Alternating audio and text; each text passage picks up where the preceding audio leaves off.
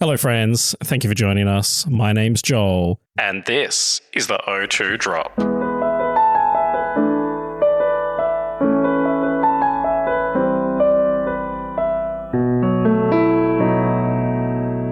You're listening to your favorite Made for Adults VGC podcast, coming from Perth, the home of the beautiful Ethan.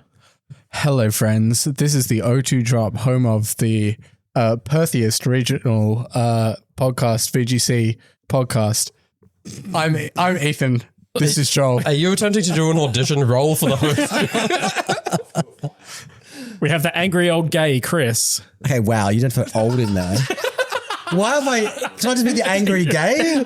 He's fine with the angry part. Yeah.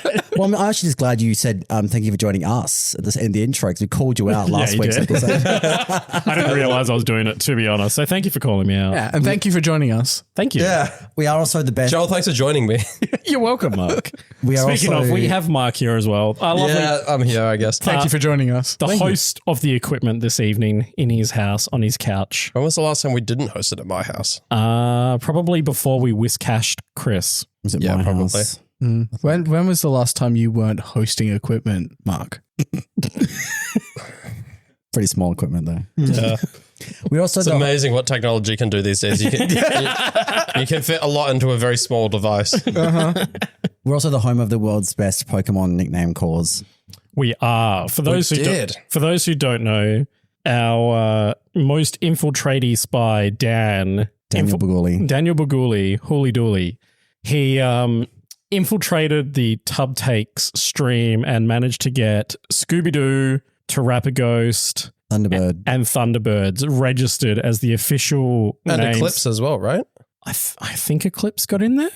Did it? I remember. I know we didn't get the Nick Cage Ghost Rider. Cage's Ghost Rider. Well, Ethan has actually since that point come up with a better name for Koraidon Ghost Rider. It took a little while to come up with, but Koraidon Shadow Rider shall henceforth be known by us, at least, as Raid Shadow Legends. Yeah. And I'd like to give a shout out to our sponsor, Unrelated. Yeah, Raid, if you'd like to sponsor us, we'll be down. Yeah, either Shadow Legends or the Bug Spray. Yeah. We'll do either. Oh, yeah, true. There's also like The best ad for Raid would just be like spray it into the mic until the can's empty. Brought to you by Raid. No, it's just a clip of various bug types fainting. shouldn't be hard to find footage of a bug type fainting. No. It's hitting a Volcarona with a stone ivy cudgel, and it's like, Raid does this in real life. A name that I saw a lot from Milwaukee was Nightlight for Miraidon Lunala. That's Nightlight. That's pretty. I like That's that. cute. Yes. Yeah, I'm okay with that. That is cool. That's not a pairing I've seen really much at all before Milwaukee. Oh, you might see it now. We might see it. And speaking of, that is our most recent regional. Milwaukee took place from the 3rd to the 4th of May. And we are reaching the very end of the season. We have 6 events left. I believe we have if you're listening to this on the Thursday, which is the 8th of May. Yeah. If you listen to the 8th of May, we have nothing on this weekend. And then That's not true. We have a cup. we have nothing internationally. We have nothing regionals level and above. It's Mother's Day. It's a big deal for some people. It is. Is it Mother's Day outside of Australia? I don't care. I don't think it might be. I don't know. If you're listening to this outside of Australia and it is Mother's Day, And you have a mother. or if you are a mother, Oh, true. or mother adjacent, happy Mother's Day. Mother adjacent. If it a isn't- father. Yeah. I mean, Or an aunt, crazy auntie? Yeah, maybe. Oh, God. look, fathers celebrate. Why isn't there Like a Crazy Auntie's Day? There should be. It's every day. There is, it's Halloween.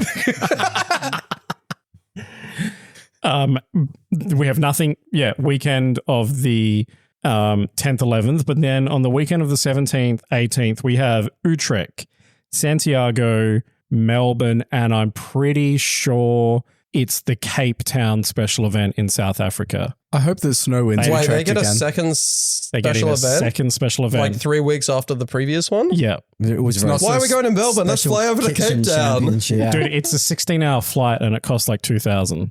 Yeah, but it's probably a free world invite. Probably is. So do you get $6,000 prize money? No, it's a special event. You get nothing. I don't think it's 16 hours from here to Cape Town. I think it's much less than that. When I flew over to Joburg, it was only like 10, 11 hours. I don't know, man. I went onto Google and it was like this flight is 16 hours at this time of year. Maybe that's like Stopping over 11-hour flight, couple of hours stopover. And Where then would you stop over? The Indian Ocean. In Johannesburg. Easter Island? Okay. I don't know. So What's there? There's Mauritius. Mauritius? There you go. There might not be a direct flight from Perth to Cape Town, so you might need to fly to Johannesburg and get a connecting flight. Before you continue with the weekend after this, there's also the GC this weekend. After the 8th, there's Is GC. there? Yes. I won't be doing it. I don't think I'm going to do the GC because I'm going to be doing the Judges Online Cup, the Professor Cup online. I mean, you could just spend time with your mother. Like, I know I will be. I'm going to go take my Melbourne outside team to and GC. enjoy my life. Yeah. So 5 events left because after that, just before NAIC Bologna, and then it is NAIC on the 13th to 15th of June. Did you just pronounce it as Bologna? Bologna. Yep. It's Bologna. Bologna. Pretty sure it's baloney. Yeah. Yeah, Bologna. But yes, we did just have Milwaukee. I watched some streams. It was good. I also watched some streams while I was working. And there was, shockingly, some drama. Oh, Really? There always is. Should we start with it? Because On there both was, sides of the VGC and TCG, right? yeah. Right. Luckily, from what I've heard, nothing in Go. Obviously, it doesn't go long enough to generate any drama. The only drama I could think of happening at a Go event is someone receives a fucking nude while they're in the middle of trying to do their tapping and swiping. Yeah. That's why they provide you phones that don't connect to a network. No, that's where the drama comes from. It's one of the judges. Can you imagine if someone sued ESL for carpal tunnel? Could happen. There's probably a waiver of some kind. For playing Go. Yeah, I mean, like you've just got to like accept that you will be using a certain type of phone and stuff like that. Who playing Pokemon Go is going to get nudes from anybody? I mean, let's That's be a good honest. point. Do you not So send true. Andrew nudes? He doesn't play competitively. Okay, that's fair. No, I don't send him. I haven't sent him nudes in a while, so no. While other people practice their, timing on the swipes and the changes, Andrew's showering. So that's probably the difference. Peak choice, to be honest. I studied the blade. Studying someone's blade. Yeah. So, It's a Chris, would you drama. like to step us through the VGC drama? Yeah, so Lorenzo Arce. Well, it's ARCE. I think it's Arce. ARCE. Archie? Is he Archie's? Italian? No, well, he's actually American, but I'd say it's probably Italian based. Oh, yeah, it'd be Archie then, yeah. If it was like the Oh, is it Pokemon, Arce? it would be pronounced Arce, like Yeah. Arceus. yeah. I want to, before I Arceus. tell you what he did, Incorrect. I just want to start with a preface that it doesn't matter how good someone is at the game or how like talented they are, how famous they are, you can still cheat. Like people who are really good at something or really high profile name cheat. It happened in the chess tournament. Like, for Yeah, example, the right? butt plug, right? We'll talk. Yes. Yeah. That was We'll not talk a about that. thing, and they were never able to demonstrate that Hans Niemann was cheating. That doesn't mean it didn't happen in Pokemon. My point is, Yes, Just because- high-profile people can cheat. In fact, have a higher propensity to because they stand to lose more from losing. And they like butt plugs more. Yeah, that too. Hey, I can rock up to a VGC event with a butt plug in, perhaps even a vibrating one. That doesn't necessarily mean that I'm cheating. No. It's only if I specifically use it to get Morse code answers about what the person opposite me is clicking. But does correlation imply causation in this case? Look, In the case of my butt plug, Yeah. no. Okay. anyway, I'm glad we clarified that. so I just want Do to it for the love of the game. Jesus. the game is gooning. So my point is like people cannot say, oh, there's no way that person X would have cheated because like they don't need to cheat to win, all right? That's not a good argument. No, not no at one all. can make that argument about anybody. So what happened was that he was 5-0.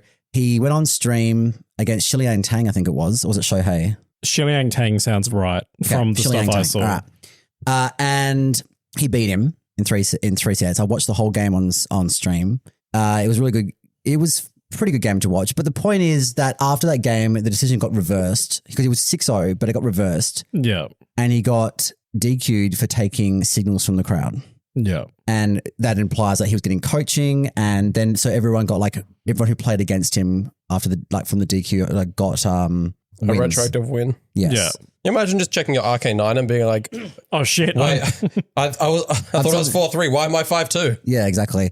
But so everyone's hadn't got opinions. Oh, that's never been done. Nothing like this ever happened before. How can they prove it? Now, there's a few factors. One, Lorenzo's side of the Nintendo Switch screen was the one on the stream. So the crowd could only see what Lorenzo was doing. Okay. Yeah. So they weren't able to give him hints about what his opponent was Well, doing. hang on. That's yes. That's Theoretically. okay. So theoretically, people are like, okay, why would it matter if he's looking at the crowd? Because they can't see what Shiliang's doing because his screen's not on the TV, and no one's like sort of directly behind Shiliang seeing what buttons he's pushing. Yeah, because right? usually they're like in a box effectively when they're on stream.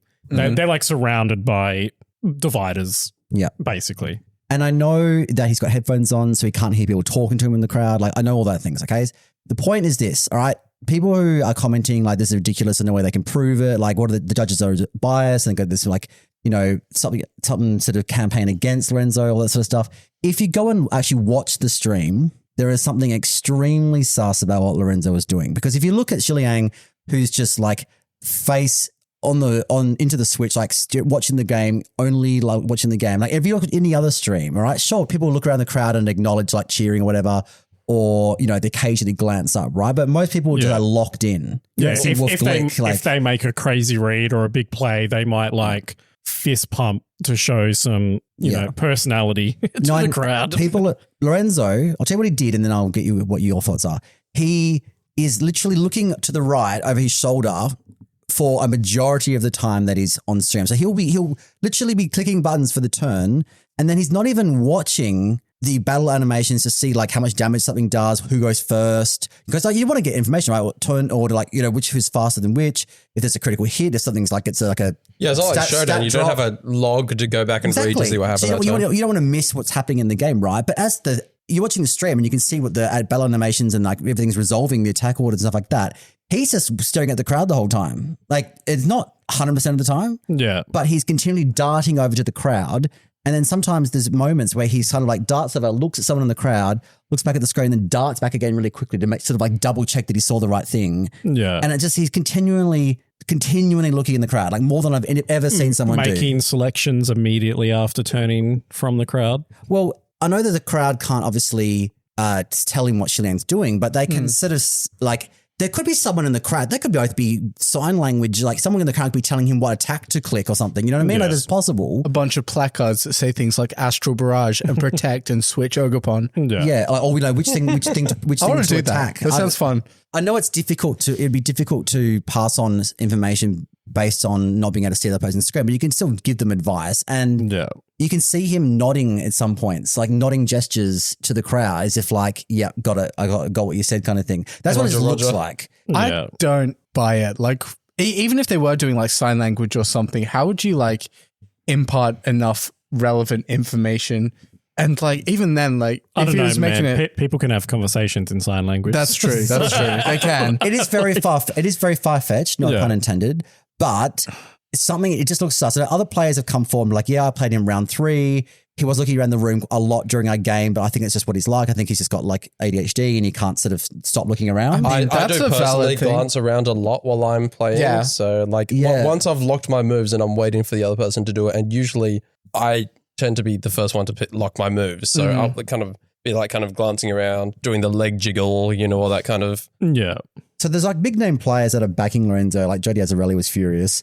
But yeah, he got DQ for allegedly receiving signals from the crowd. And I want to defend the judges here because people are demanding that Pokemon reimburse him and there's launched an investigation and compensate Neither him of those for all things the... are going to happen. Yeah. No. Well, an investigation will happen. Oh, the investigation. The investigation.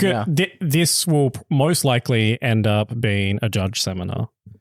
But You'll have to let us know. As somebody who has access to that stuff, these big things that cause months later end up being a seminar for judges. What I think would be good here, above everything else, is a learning opportunity to find out how this sort of thing could be prevented in the future. Yeah. Either, if the judges did make the wrong call, how do we prevent judges from making the wrong call? Or, more importantly, how do we prevent any possibility of the players being able to do that, which prevents messy situations like this from occurring? Because there's usually 2 judges sitting at that table watching as well. Yeah. If one of them starts to get a bit sus, they just need to pull their chair around and sit directly between him and the crowd. Well, it didn't get DQ like jury. It was like the head judge sort of went retroactively, did it after some investigation and some. I want to defend the judges here. Usually we bag out the Pokemon Company, we bag out the judges. We've come to people's defense before when people have been, you know, suspended or DQ'd or whatever drama there's been. Ian Robb was just rolling dice. Yeah, but this time I don't think judges would DQ a high-profile player on stream without actual just cause. They're not just going to go, oh, he was looking at the crowd, like he could be doing something, like we should probably just DQ him. Like someone has on the judging team has seen something legitimate and raised it with the head judge, and they've gone back and reviewed it. And I think people need to back off the judges a bit here, because people are telling the judges should never judge again. And, you know, like this Pokemon company's a disgrace, and this event was a disgrace, and where's the integrity, where's the honesty? The judges don't have a policy. They don't have to give intimate details about every single judging decision. Like, that's not for public. No, they just have to.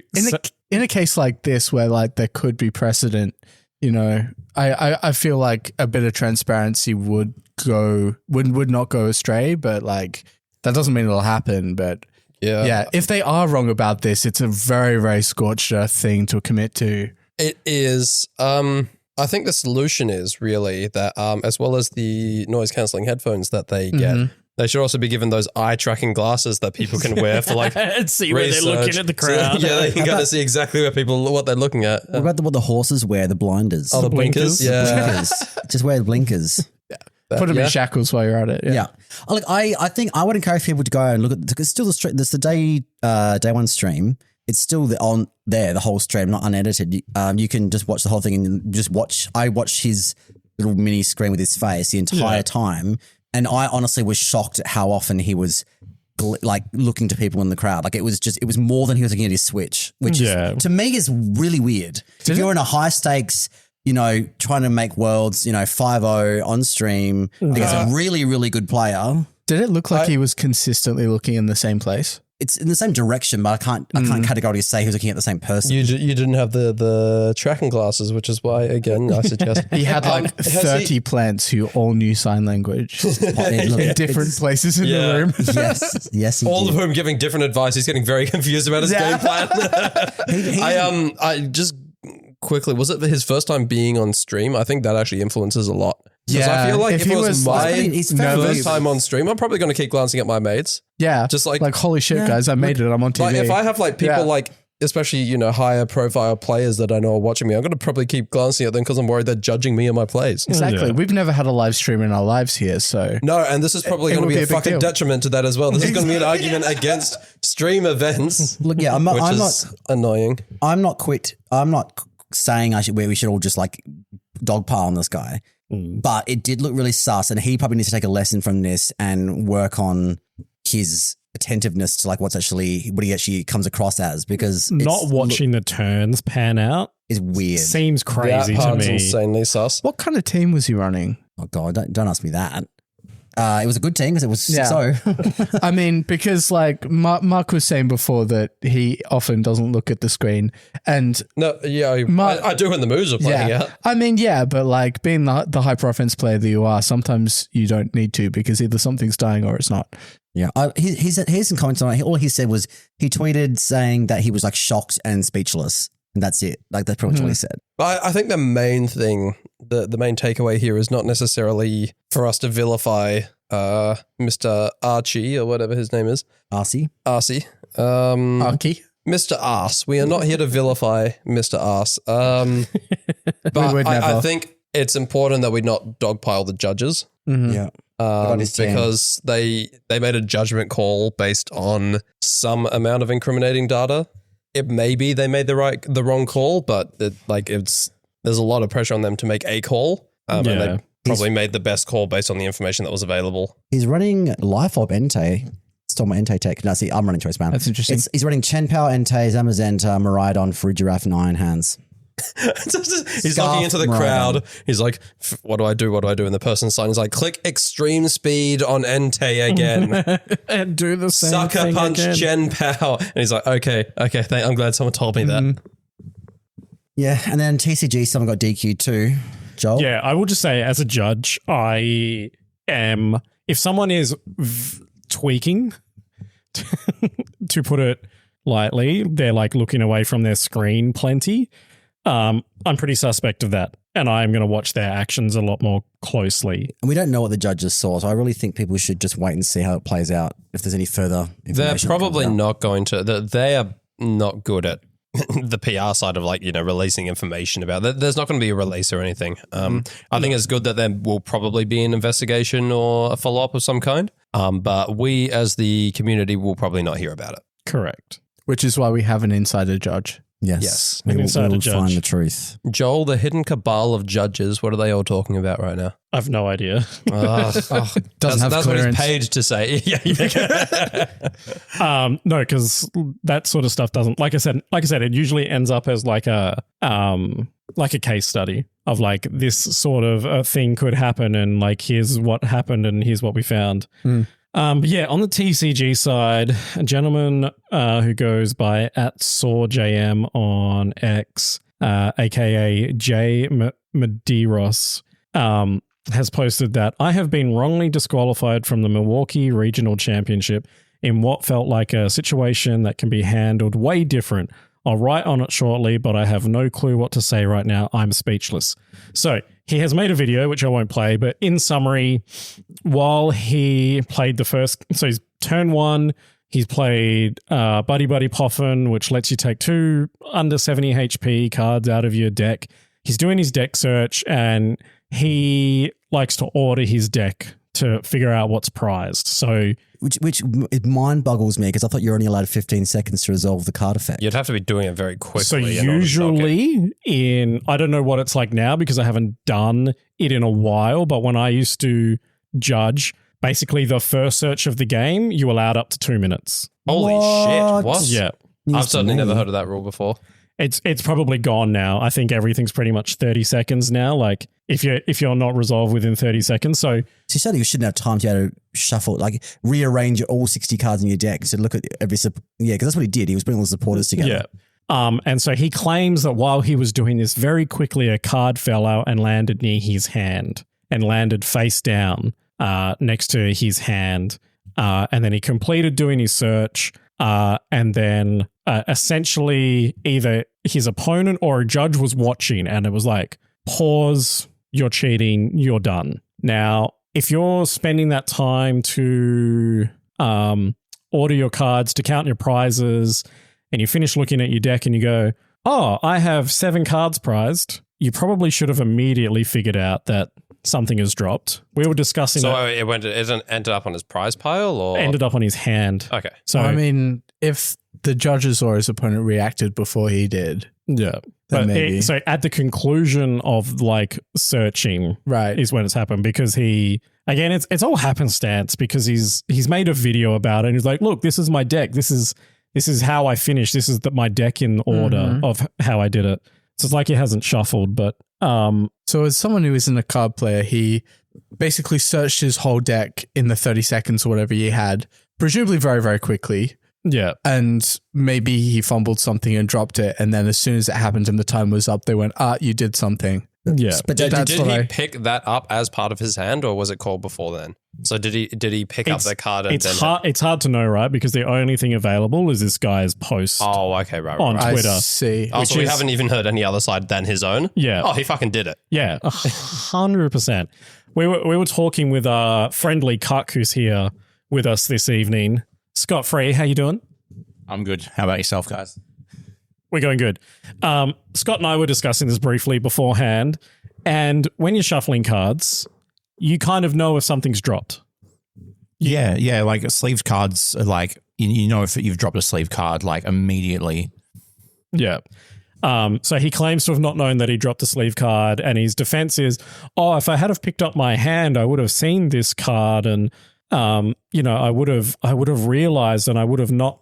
I would have put it back in the deck. Didn't he claim he was going to play Professor's Research and discard the whole hand anyway? Yes, yeah. But the card that happened to fall out was an Iono. For our VGC listeners, an Iono shuffles your cards in your hand to the bottom of your deck, and then you draw the same your prize cards back. So he had resources that are important to the game that he would have had to have gotten rid of. Yeah.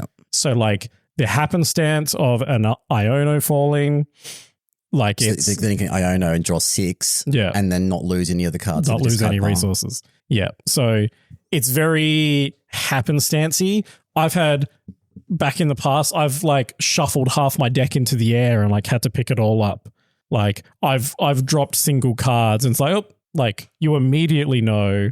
Well, it hits the table and makes a noise because you're not shuffling against the table. So there's a drop. Yeah. And it doesn't make no noise. Yeah. It's quite obvious that something falls between your hands because you're feeling the cards with your fingers and you can feel it fall. Yeah. So the information that Jay has provided doesn't really give any indication as to when the penalty applied. He's just gone, this is what I did and I got DQ'd, which makes me think you concluded your search, you shuffled, and then you pulled up your hand and it still had 7 cards in it from your first turn. Yeah. Guilty, but whatever. Yeah. Does change things that he says that he didn't notice. Yeah. I think. And if he like went out of his way to be like, try and cut all the criticism off at the pass or whatever. Yeah. Yeah. This is a guy going, if I make day 2 here, I get my Worlds invite. So now I have to like bank on NAIC. Yeah. I don't know, man. One event to get your Worlds invite kind of is the pressure to do something a little bit dodgy. Like, I don't know. What's your thoughts as the most professional card player here, Scott? I think the overarching thing for me for like both of these DQs, and I think a big issue with this is that you get, because Pokemon refuses to make statements, unlike, say, for instance, Magic the Gathering, where they'll immediately come out and say, our judges saw this happened, the investigation was taken was this, and the remedial action was this, and the outcome for the player was a disqualification. And they basically come out and state what went on. So there is an official side. The fact that we don't get that from Pokemon, and it allows for these people to come up and drum up this running support on Twitter. Yeah. And there's always the judges that get jumped on. So Pokemon needs to come out ahead of things and put a statement out when these DQs blow up on Twitter. Yeah. And say, this is our side of the thing. Yeah. I don't know how things are done elsewhere, but I'm very familiar with here in Australia. When you're issuing a penalty, the guidelines are very clear. You tell, you re-explain to the players what has been explained to you. You say your finding, and then you tell them the penalty, and then that's it. I think while it would be ideal to kind of hear statements from the judges or TPCI or whichever, ESL or whichever body is kind of organizing these things, in these big kind of scandalous, difficult cases, I'm going to say we shouldn't be getting statements from them because there's a confidentiality requirement in these sorts of things, and I don't think the judges should be coming out every time someone complains and publicly announcing. So if someone goes on Twitter and says like, oh, I feel like the disqualification is bullshit, and then the judges came and just reveal all the details about the finding they had, they should not be doing that. Like, no. I definitely get where that idea is coming from, but I do not think that's something we should really be implementing. Yeah. I think it's important that, a level of professionalism is upheld. Yeah. And that, details are, like you said, Joel, the findings are delivered, and then that is it. I assume you guys have to fill in some kind of report every time something like that happens. Yeah. So basically anything above a warning has to be documented. Yeah, of course, which is the correct way that it should be done. But something that could potentially be argued for is if something really blows up and there's a lot of discussions over, this person, like, for example, if we go back to the VGC case of the disqualification for looking into the crowd, if there's a lot of discussion about it, potentially what the judge body could do. Guidelines for being on stream. Well, either come up with guidelines or just kind of explain it without necessarily speaking directly to the case that occurred. Yeah. Explain this is what will get you disqualified and this is what we are looking at and this is what we consider. Yeah. And kind of more transparency in that regard so that people can kind of be more understanding of what can contribute to something like that, which again, that somewhat acts as a guideline because if I'm on stream and I know what the judges are looking for, I know how to avoid that so that I can cheat better. Exactly. That is the message you want to take home. Exactly. Well, now that I say that out loud, maybe that's why they don't do it. Yeah. I mean, a reminder to all of our listeners that if you're in a tournament and you get a decision against you or for you or whatever that you disagree with, you can always submit a support ticket referencing the event and the judge that made the decision, and then Pokemon will look into it and provide a response. It happened locally when somebody lost a Pokemon for having another Pokemon in their box with the same user ID. Yeah. And the response came back that, you know, the Pokemon in your box should not influence penalties for the Pokemon in your team. Yeah. And like everyone in WA learnt from that, you know, one. So what happens if Support there's a successful support ticket for a DQ? Because obviously they can't go back and like retcon the, you know, the results of the tournament. I think it would just become documented. Helpful. Yeah. I'd be thrilled to know that I supported a support ticket. And it's like, yep, you're right. Sorry, fam. It's like, cool. Do I get my win then? Nah. Well, you can't undo. Yeah. Like they could potentially reimburse entry fees. They could. I think that should be something that should be genuinely considered. Yeah. Yeah, that's fair, to be honest. If they, you know, a review of it is like, oh, actually that was, you know, maybe a bit much. Yeah. And whatever. And then, you know, it would go down the chain, right? Like that investigation would go to the head judge, and then the head judge would have to disseminate that to all of the judges that were under them for that event. I think that'd be a good learning opportunity. But yeah, this is the PSA from the O2 drop. Twitter is not a support ticket. No, Twitter is not a support ticket. Do not go to a current affair. No. Oh, dude, that would be funny. That would be funny. That would make me watch a current affair. Is this ESL's worst judge? I swear there was a current affair last week. Chasing one of the ESL judges while they're holding their jacket over their head. I swear there was a fucking Craig Rucastle going after Miyazaki with an inflatable hammer. Little Timmy was disqualified on fair. How do you sleep at night? Mr. Smith.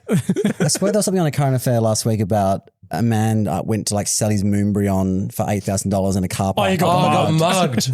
and they get beaten up and the card stolen. Yeah. Oh, this is another PSA. If you have to sell a card worth thousands and thousands of dollars, don't do it in a fucking car park. But they don't want people to know where they live. So Go to an LGS. There's cameras there. There's people like... Yeah, to get something lit up. A well-lit place with people during the day. I 100% agree with like, you know, going to like a third location, right? Yeah. But don't be a car park, man. Like that's... If I was selling my $100 Hydreigon card, maybe, right? Yeah. $8,000, man. Like that's... I don't want to victim blame, but I'm gonna. Yeah. Yeah. Somebody was like, he'll never do this. And then, oh, yeah, sure. I'll meet you in a car park. And this guy's like, we're going to beat this guy up. Like, I'm not paying $8,000. He's going to meet me in a car park. Hey, man. Cost of living's at the moment. It's out of control. $8,000. Whew. I think it was like a PSA 10. Yeah, it was a PSA 9 after it got the blood on it. That's always a 10 unless the case is cracked. Okay. But Milwaukee. Yes. Andrew Ding. You were reaching over to the soundboard. I thought you had a ding sound. Andrew Ding. Andrew Ding. This was a very Andrew Bonk. This was a very, very popular team. It's the same team that Justin Tang brought as well. I think they were a whole big Eclipse. Yeah, a big team building group, I think. But it was Nightlight. It was physical Ursaluna with Earthquake, Urshifu, Miraidon, Incineroar, Lunala, Grimmsnarl, Screens, Grimmsnarl. Okay, so yeah, Nightlight. Right. Double Dark is interesting. The wrong bike. Triple Dark? But it's a Rapid Strike Urshifu. It's the Rapid Strike. AV Miraidon as well with Snarl. Yes. Which I think is the first time I've seen that personally. Yes. I've seen it before, but I've never seen it, you know, at the top tables of events. Yeah. As far as Miraidon goes, takeaways, first of all, there was 7 Miraidon on top 8. Oh my God, Jesus Christ. Yeah. And second of all, so it's won like the first regional of like Reg G, then it won the first Worlds with the restrictions, and now it's won first regional of this Reg I. But yeah, all the Miraidons I saw on stream were Scarf or AV, and both of them had Snarl. Yeah. So Specs Miraidon is a thing of the past then, I guess. Well, I mean, I think and they're Terra Electric. Nearly every Miraidon I saw was Terra Electric. Yeah, I didn't see any Terra Fairies. I think it still exists, but they're just starting to diversify a little bit because they have the freedom to in Rego. That's fair. That's very fair. What's my ride on Ice Horse called again? Snowmobile. Snowmobile? Yep. Yeah. So in first place, it was Nightlight, and then second place, Snowmobile. Mm-hmm. Top 4, Nightlight. Top 8, Nightlight, Thunderbirds, Tarappa Ghost, Snowmobile. We should point out that. Oh my God. First, I'll point out the Also, God on us for coming up with all these names. Yeah. We're so talented. Amazing performance by Volcarona throughout the whole event. There's so many Volcarona on stream, and there's three in the top 8. This is a supportive Volcarona with, like Fiery Dance, Rage Powder. I have to say, when I was watching the finals, like the guy brought it and it just did nothing. I know he's going into screens, but I think that's another big thing that I'm seeing early, guys. Screens everywhere. Screens. Lots of There screens. is a lot of Brimstone it. screens. It's not good for me and my hyper offense teams. Well, Volcarona, first of all, it walls like a lot of things, like to an extent Koraidon, but also like Zamazenta. If you get a Quiver Dance, you can pretty much Quiver Dance in front of them, and they can't. A lot of the time, they don't want to risk attacking you because they'll get the flame body, and then they're kind of screwed. They can spread damage you, but Astral Barrage is kind of shrugged off because it's pretty bulky already, and it's got the Quiver Dance, and then Icicle Crash is resisted. So it's just a good. Like Ursaluna is pretty good against it. An Earthquake's still going to hurt, but it's just a really good meta call. And as for screens, well, I mean, you already got bulky restricteds that are, people calc to, say, for example, Life Orb, Koraidon killing a Miraidon. Okay, that's what Wolfie's team was. But, if you can fuck up everybody's damage calcs if you put screens into play, because all of a sudden, things that they've planned to kill, their lines are all fucked because their lines aren't going to work anymore. So screens is huge. And plus people are going bulky with their Miraidons now, like AV, for example. Yeah. Behind screens, that thing could take 3 hits to take down. Yeah, it's crazy. So it's worrying because we've got Melbourne in 2 weeks, less than 2 weeks. Yeah. And now we've got we've got Iron Bundle. Mark's just left the room, I think, to go to the toilet, but Iron Bundle was in top 8. Yes, that's a cool team run by a very, very cool dude. Joel Schiarone, I believe, otherwise known in certain circles as Joey Pokeyame MD. Schiarone? Yeah. He's actual doctor? Medical doctor? No, but he is a Smoke on Singles YouTuber of about 10 years standing. This is his first ever doubles event. Not his first ever. He was in something like 10 years ago or something, dipping his toes. But the first one in a long time, he just showed up and went top 8 with Ho and Bundle and Treads. No, so he was running, Thunderbirds, Bundle, Hands, Treads, and Frigoraph. Crazy. Really he cool played team. so confidently as well. He was on stream. Yeah. Dude has a ton of experience with the game generally. I would like to know. Yeah, this was a Specs Terra Fairy Miraidon, a Clamulate Grass Ho-Oh, a Sash Ghost Iron Bundle, AV Water Hands. Haven't seen Water Hands in a while. Orb, Ground, Iron Treads, and Electric Seed Water Frigoraph. Most of the hands I saw on stream were water. Really? Yeah. Joey Pokeyame Tempo on Twitter. The day before the regional started, he tweeted that he was the worst of all time, and that he was going to go 0-8 on day 1. Yeah, and he went 8-0, I believe. Something crazy like that. Fucking idiot. Must be dyslexic. Got his numbers the wrong way around. But I want to know, because you're a Joel, right? And he's also a Joel. Yeah. Why do you just get to? If you're a Joel, do you just get to change your name to Joey? I don't. Why is everyone calling Joey? Actually, you know what? There's a dude who plays from ages ago, Joey Foster. You might remember. I'm pretty sure his real name is Joel. Yeah. So it's a thing. There's precedent. Apparently, nobody ever told me I could be Joey. I don't think I'd. Do you want to be Joey? No, I don't think I'd pass as a Joey. Good evening, friends. My name is Joey, and this is the O2 Drop. No, I go Jolie. Jolie? Jolie. No, my family already calls me Jolene because of that song. Ugh. Really? Yeah. You're not the first to the post on that one. Sorry to disappoint. Fuck. Ursaluna, crazy. It was in the top 3 of the top 4. Had Boring Ursaluna, the physical one? Yeah. It was. It's just so strong. And hilariously, like you saw on stream, it was next to Lunala, and Lunala is clicking wide guard to protect itself under Trick From the Room. Earthquake.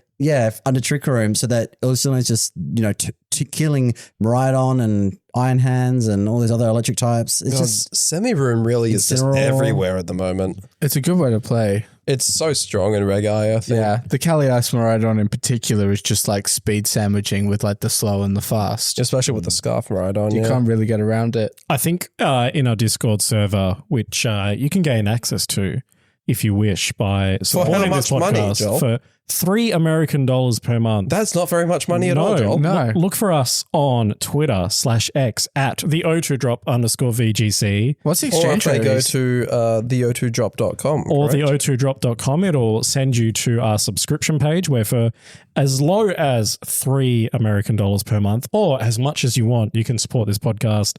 You gain access to 4 additional podcast episodes per month. There's currently over 50 hours of content already there for you to go listen to, and you'll gain exclusive access to our Discord server, where I think we should have a Hall of Fame for the O2 droppers at big events, because Milwaukee had a bunch. A bunch. A bunch. They're really striving to be in our Hall of Fame. Yeah. By O2 droppers, you mean literal people who went O2 drop, not O2 drop subscribers who were competing in Milwaukee. No. A bunch of O2 droppers. So Guadalupe Mendoza, who was running Guadalupe, Mendoza was running Kyogre Shadow Rex. So he went O2. Congratulations. Poor guy probably didn't connect a single origin. Lost both games and then dropped. Austin Quintana, who was running Scooby-Doo, O2. Congratulations. Gabrielle Mendoza,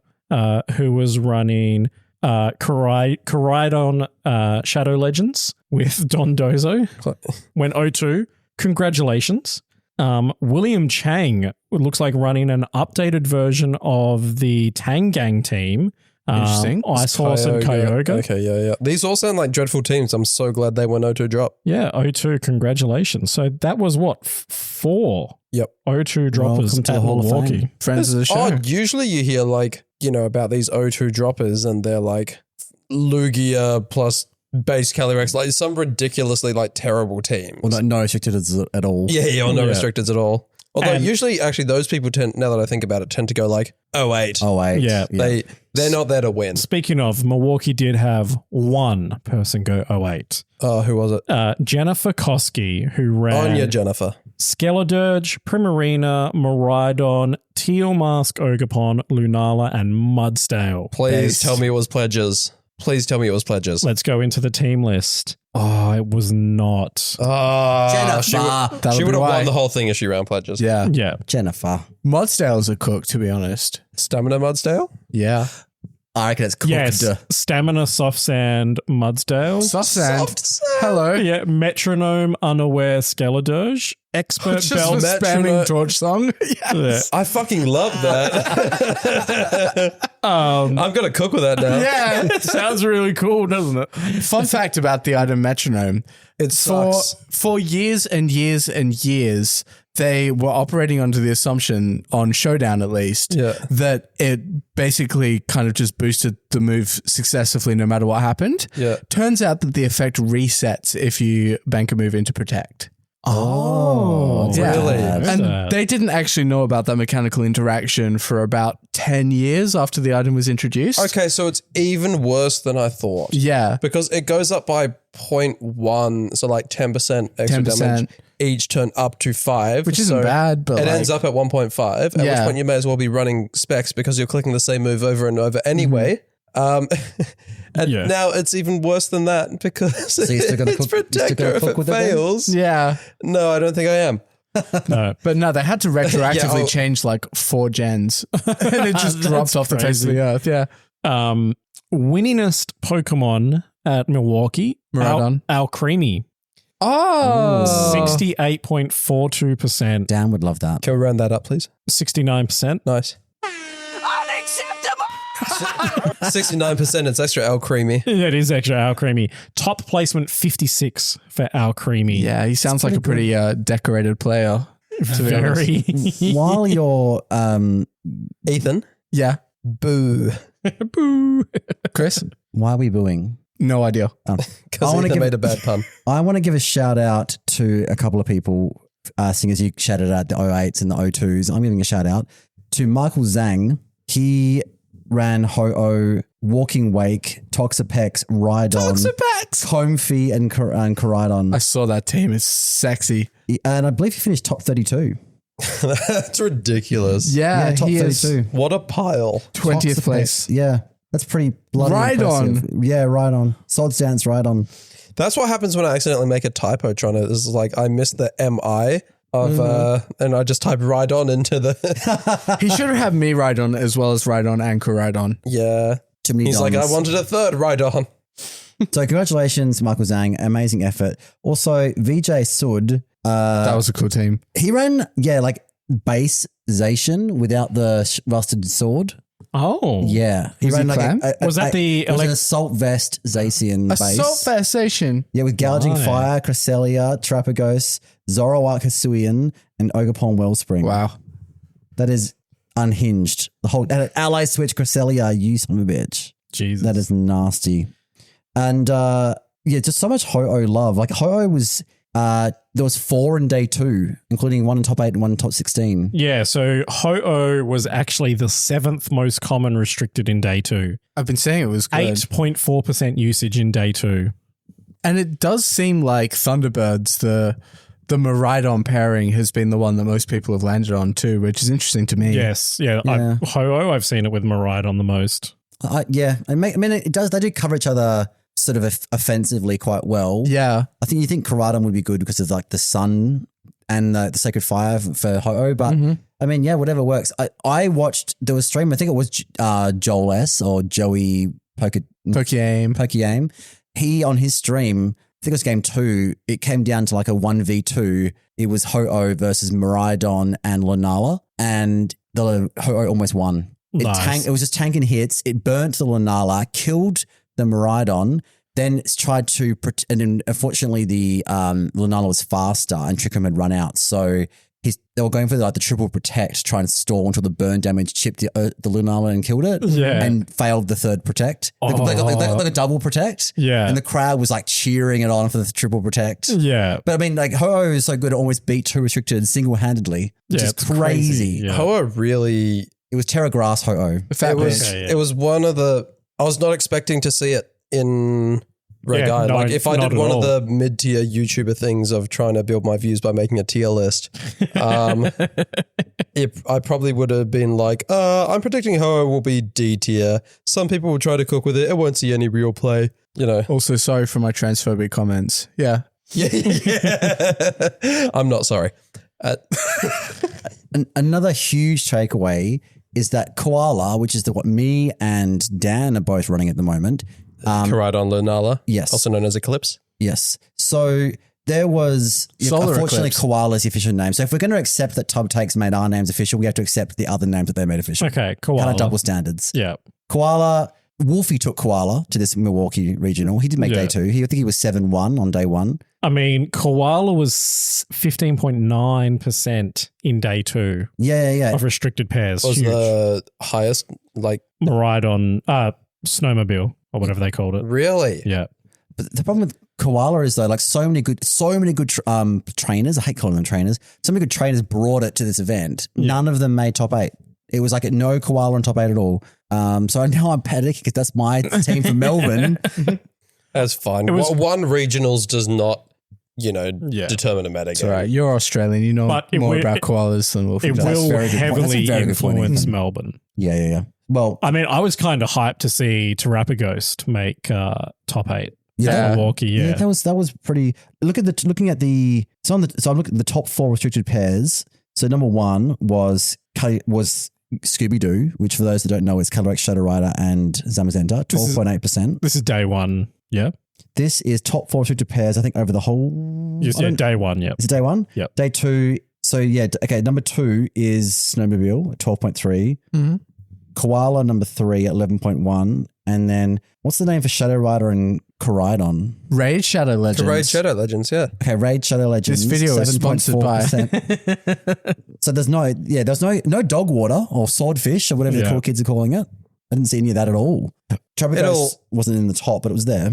It'll be around. Yeah, Scooby-Doo, I'm surprised to see only 8%, the third most in day 2. Because that has historically on Showdown Ladder and other such events been, I think by a pretty significant margin, the most popular restricted pairing. Yeah, it is a bit of like an early meta. Oh, we know this is going to be good. That's true. That's very true. Yeah, it's going to be one of those things, good early meta, which means it probably won't be particularly good late meta. Because people will just adjust on it. And people will come up with answers to it, and also people will realize what the actual meta is. Yeah. I think, or will it do them a ride on good early, drop off, win worlds? Oh, people are going to come back with Specs, Calyrex, Shadow Rider? I think people just everyone knew that if you look at any tier list on anyone's YouTube account or whatever, everyone has put Scooby-Doo as the top, as like S tier, and like every other combination, like at 2 tiers below them and like A, not even A plus. Like they're just, that's how far ahead it is of everything else, right? So it had a massive bullseye on its back.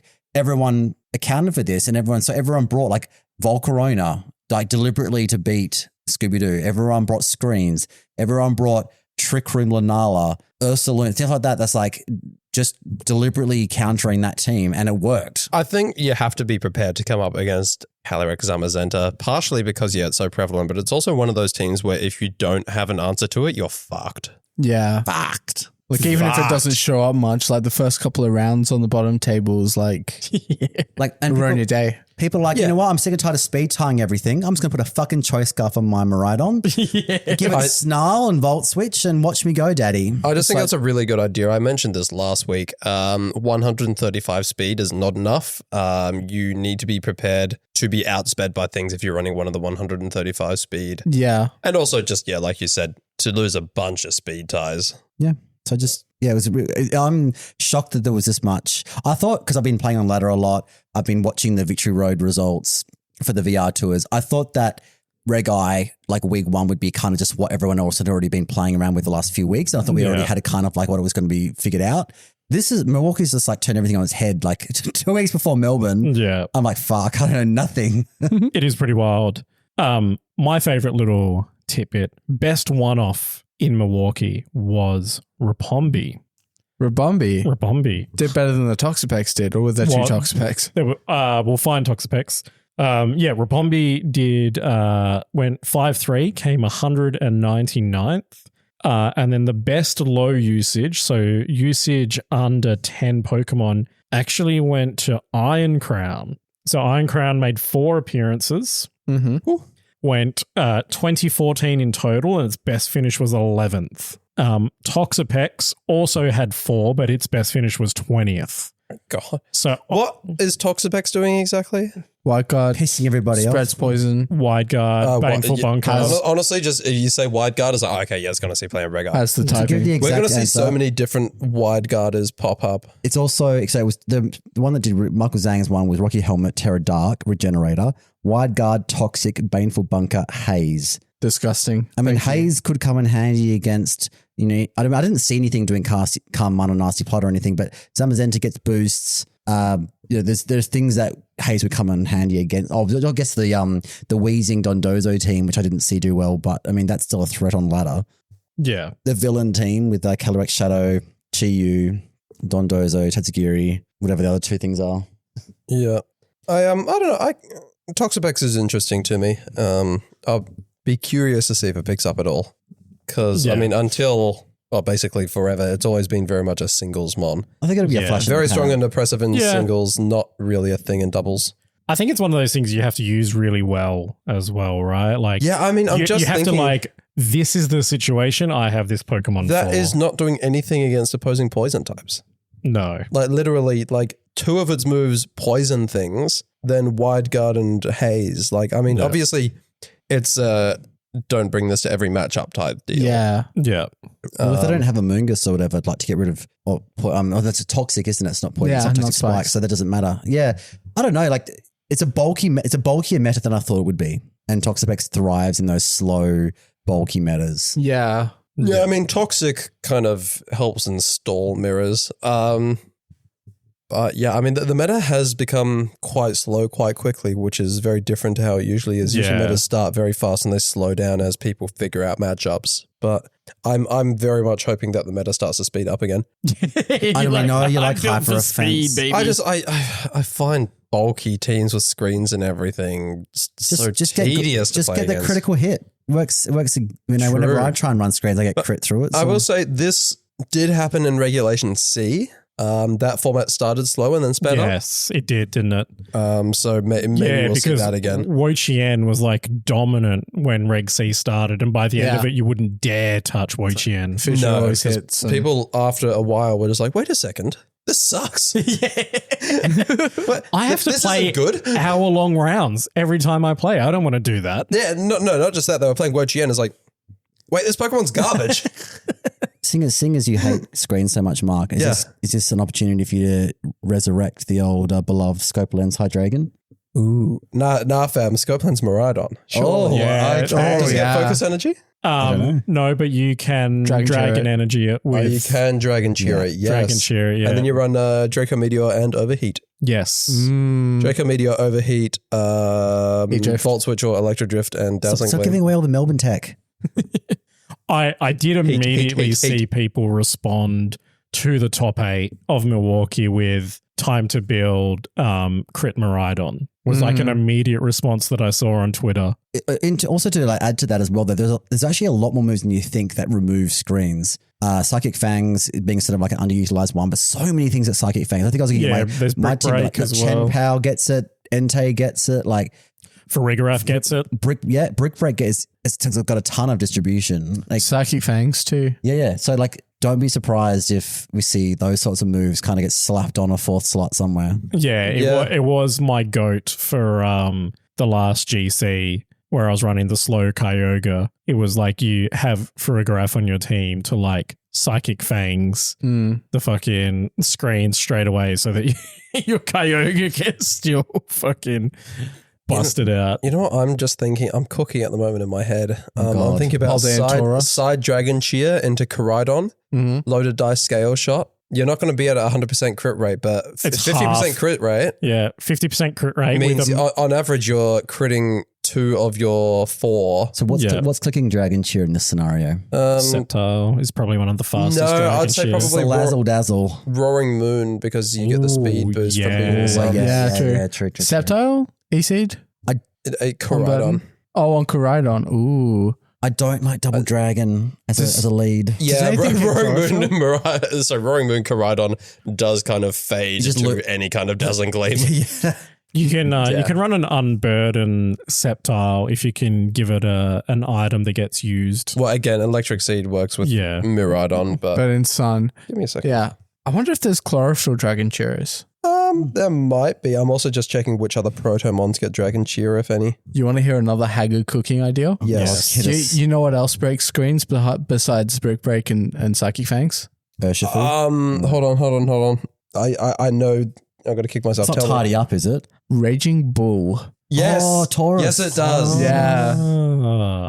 Cooking. Is that cooking? Cooking. Yeah. Hell yeah. Which one? The water or the fire? It does have terrible special defense, though. Oh, yeah. You'd have to sash it or something. Yeah. I reckon water, because it's no typing, and also just Aqua Jet priority is better than like Flame Charge. How the fuck did I not? Gouging Fire. Yeah. Proto Speed Boost Dragon Cheer. True. In some with Koraidon. Yeah. Or cooking. And you can howl. Yeah. Yeah. So Ethan, are you competing at Melbourne? I'm not. Okay. Do you have a Reg I team at the moment, or you? I have a few. I'm just playing around with some fun stuff. Gonna elaborate? We'll do some Reg I cooked or cooking. You'll enjoy this. I have what I'm calling a Walker-esque. Okay. Like is it like Daniel Walker, friend of the show? Yes. The team is Basculegion Kyogre. Like I'm with you. Swift Swim or like a adaptive? Yeah, it's Swift Swim. Yep. With Galarian Weezing. Okay. What do you think about Mark's hatred of Weezing on last week's podcast? Did you hear that? I understand. I called it a necessary evil, and Mark here went on about it for like 15 minutes. Necessary evil for what? It's what ability is so oppressive in the meta that it needs to be blocked? The most Fist, oppressive ability in the meta at the moment is as one, and you can't block it with wheezing. Intimidate. Shadow Shield. Can't you? You can block Sturdy. the unnerve part of as one, can't you? No. Oh wow. Okay, so they really fucked up the coding. Yeah. Unseen Fist, that's fair, actually. Yeah. Still, though. I didn't want to bring wheezing up again. Sorry, keep going. Anyways, this is like an absolute. The kitchen is on fucking fire. Yeah, It's Banded Basket Legion. It's Assault Vest Legion. Yep. Assault Vest Min Speed Kyogre. I'm sorry, I just saw Wo Chen there, and I'm really fucking excited. Variation of the Tank Hook. Yeah. It's Cloak Wheezing with like Wisp. There's no poison spreading. Dialga Origin Form. Oh, you lost me. Oh, Jesus. Pressure. Yeah.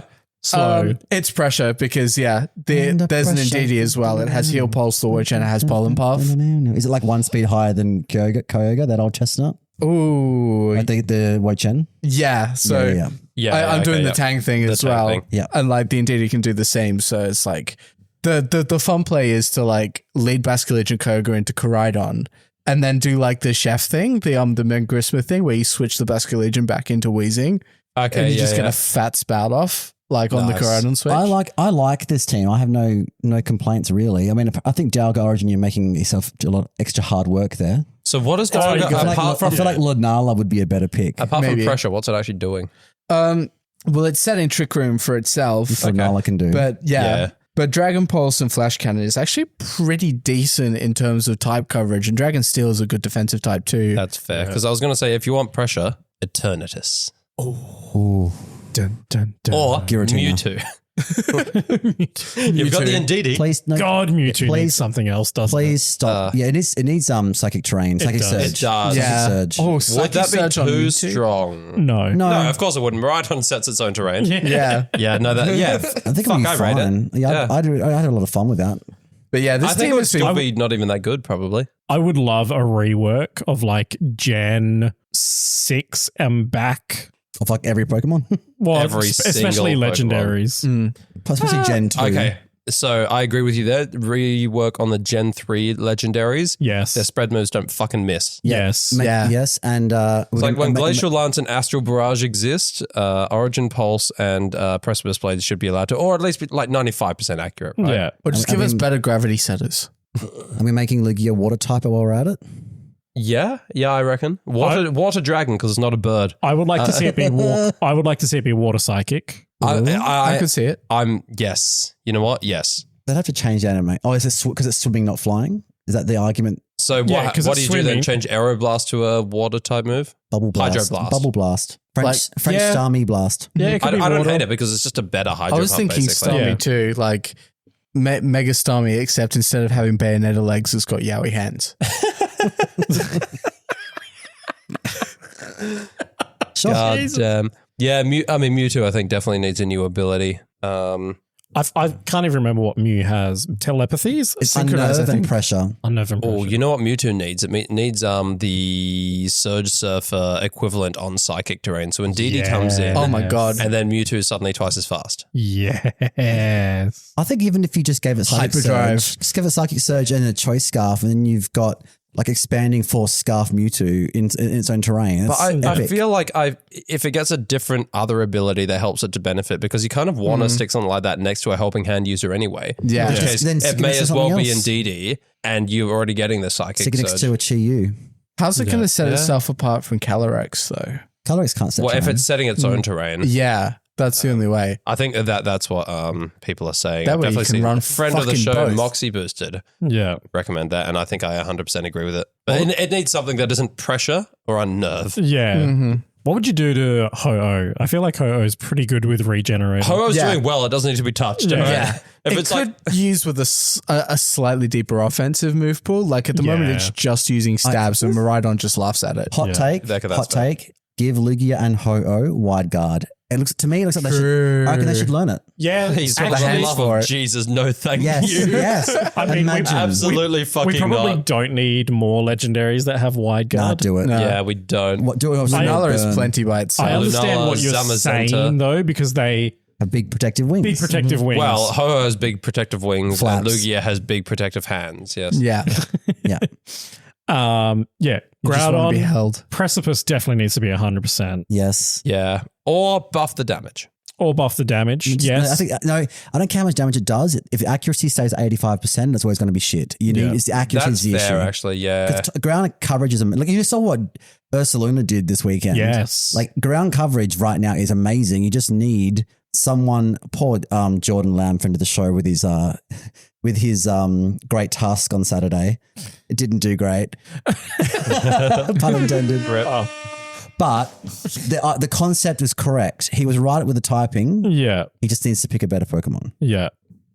Yeah, so I think make the spread moves for the Gen 3 legendaries 100% accurate. I would go at 95% for Kyogre because its ability boosts its damage. Well, I was thinking nerf the damage, buff the accuracy, make them 100 spread moves. Yeah.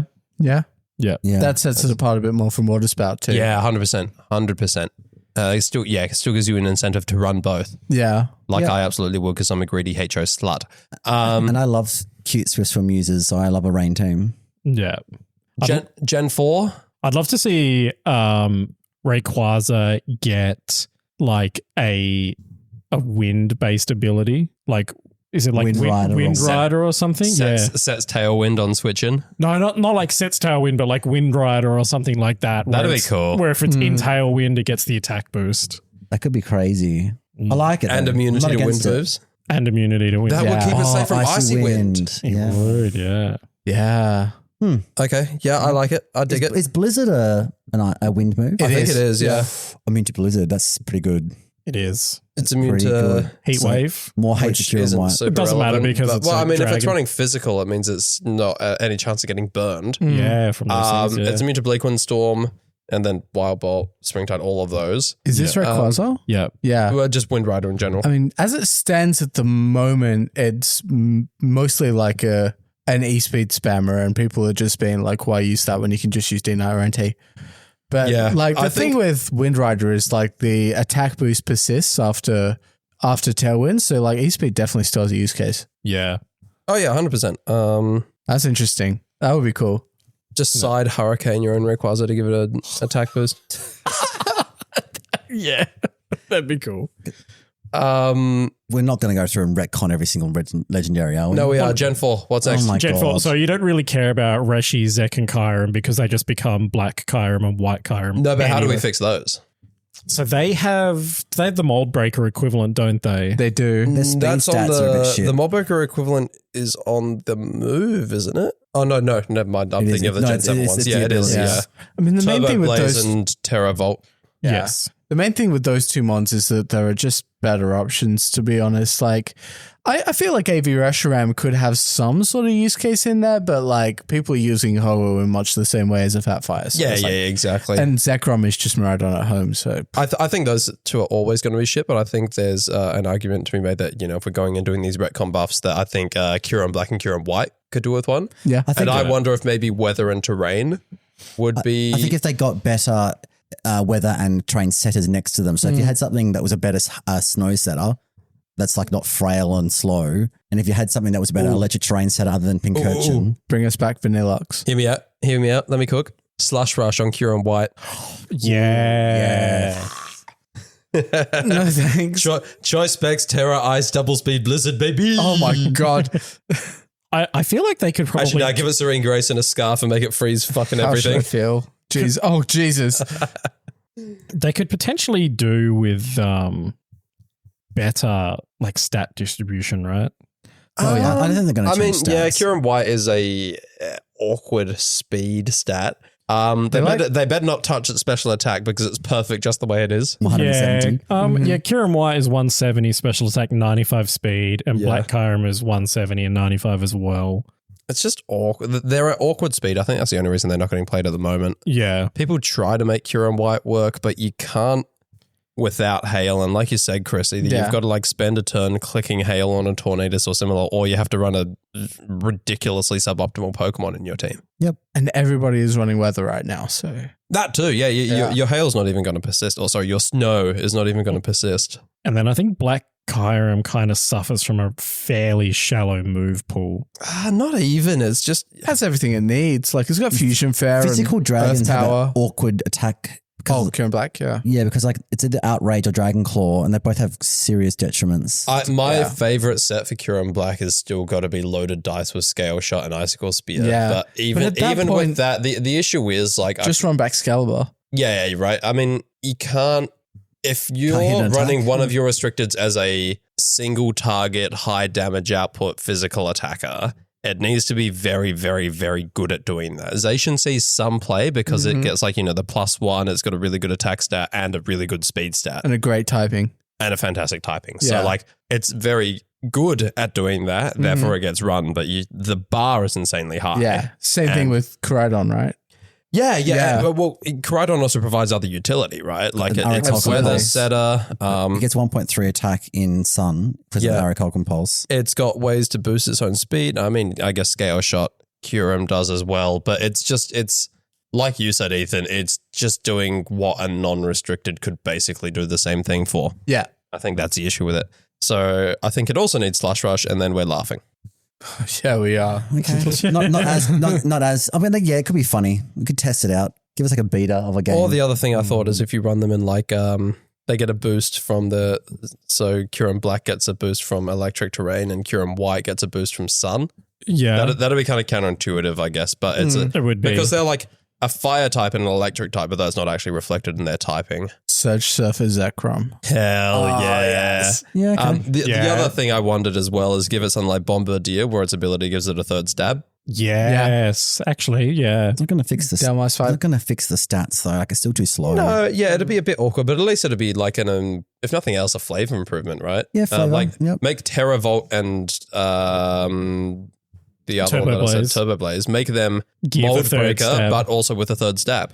Yeah, I mean, we're giving all these other new legendaries 2 abilities anyway. Like, yeah, exactly right. Like, why not? Like, yeah, the Calyrexes have a double ability. The Koraidon and Miraidon have 2 abilities because they set the thing for themselves and then also get buffed by it. So why the fuck not, right? Gen 5 is Xerneas and No, that's Gen 6. Yeah. We were just talking about Gen 5. We didn't do Dialga, Palkia, and Giratina, but do we, I skipped. Do we have to? How could I? They're your favorites. Yeah. Give them double pressure. 2 PP every turn. Does Giratina have Poltergeist yet? It has Shadow Force. So like, it probably has called Poltergeist. I don't know. I know it uses Shadow Sneak in some of the meme strats. I mean, Palkia has telepathy. They both have telepathy. Telepathy pressure, yeah. Telepathy pressure. Palkia has the same problem as Kyogre in that it doesn't have a good, accurate water move to use, and it's also not Kyogre. Yep. Yeah.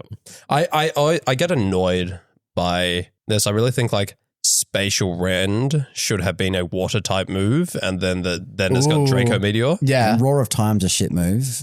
Yeah. That would have been a cool steel type move. They need like it makes more sense. So Dialga needs a better steel attack than Flash Cannon. It needs something stronger. Steel Beam, baby. Give it like a spread. Give it like a spread attack. They need, to be honest, the best restrictors have spread attacks, and they don't have spread attacks. That's so true. Yeah. In terms of like, I can't think of many special attacking restricteds that oh my god, don't have spread apart from the ones that provide utility like even Lunala. Curum has Glaciate. Give Palkia Muddy Water. Yeah. Or just run Surf. Skull. Just run Surf. Next to a Water Absorbmon. Yeah. Then water is a very good defensive typing and very good offensive typing, but it's balanced by the fact that all their offensive attacks have issues. Garbage, yeah. So it's terrible accuracy or just terrible damage. I mean, or spread, like or Surf hits your own partner. Like What ability would we give to the Gen 4 dragons to make them slightly more inspiring? Because pressure and telepathy both suck. I mean, telepathy is pretty cool, but telepathy has niche use cases that some people like to cook with, but it's no. Water bubble. Holy shit! Competitive. Maybe? Oh, I don't know. So strong. Fucking right. Hell, that would be insane. I was kind of. I love it. Yeah, I mean, I was kind of thinking something like the special attack boost of as one in Gen 4 Mons when they get a knockout. So Moxie but special. I think. I mean, I don't hate it. Palkia Origin's a horse. You could give that Grimnay. The origin types could do with stamina. Yeah. Bean horses. I'm kind of annoyed that the origin forms kept the same shitty abilities. I mean, I think that really bothers me. No, they do. Yeah, I can tell you. Archaludon on roids, and we don't need that. Yeah, we do not need Dialga Origin with stamina. This is a ridiculously overpowered suggestion. However, I think it'd be funny because one's the god of space, one's the god of time, right? Yeah. So you give the god of time, Dialga, you give that instant Trick Room when it switches in as its ability. Yeah. And Palkia gets instant gravity when it switches in because it's the god of space. I like that. That's cool. Hydro Pump doesn't miss. I was actually thinking about that earlier when one of you two mentioned to buff Kyogre or Groudon, we just need better gravity setters. I thought, no, it's never good to waste a move. So if there's a mon that sets gravity on switch, maybe there's a way you could nerf that. You can make it like once per battle it activates, like the Zacian's Trick Room. You can make it so it's only like lasts 3 turns, maybe like a mini gravity or a mini Trick Room. Yeah, or you come in and it would be turn 1.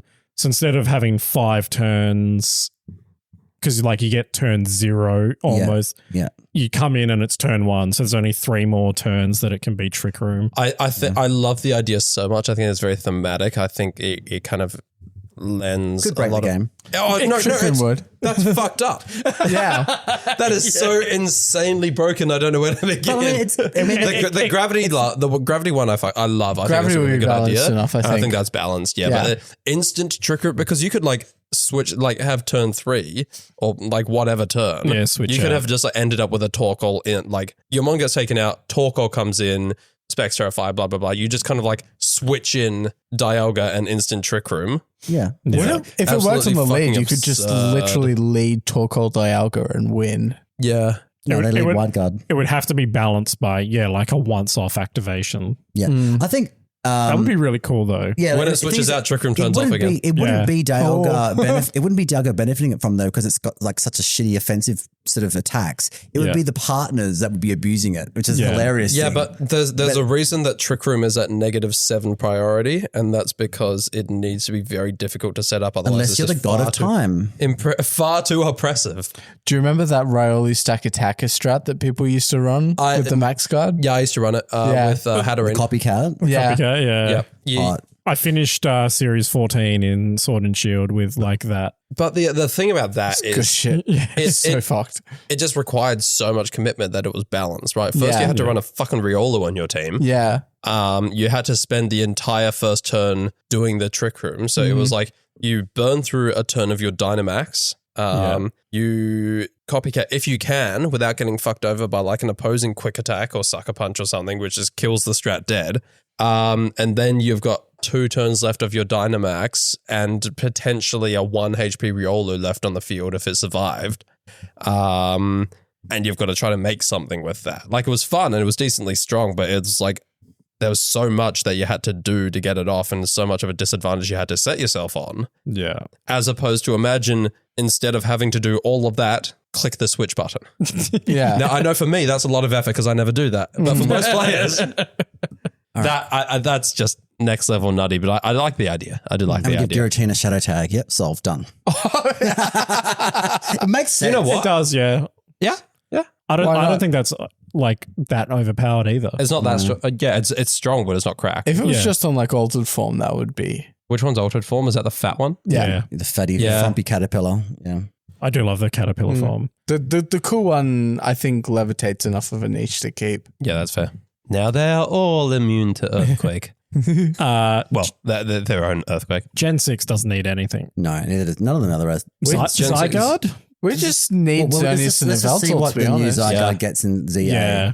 We'll see. I never thought I'd say that, but like Xerneas and Yveltal would be good for this matter, I think. Yveltal would be so good. Yeah, we miss it. I mean, Xerneas with Terra would be fucking awful, but at the same time, I don't think that Geozone would be as strong as it has been historically. Nah. There's ways you just run like Mirror Herb. I was running Mirror Herb Lunala on the weekend. Actually, that's true because I got so many Zamazenta defense boosts. I kind of love that. That's so sexy. Or just copy opposing Lunala's Meteor Beams. Yes, exactly right. I need to start cooking with Mirror Herb Koraidon with Scovillain again. Oh God. Fuck. Get out of the kitchen. I love it. Yeah, because Solgaleo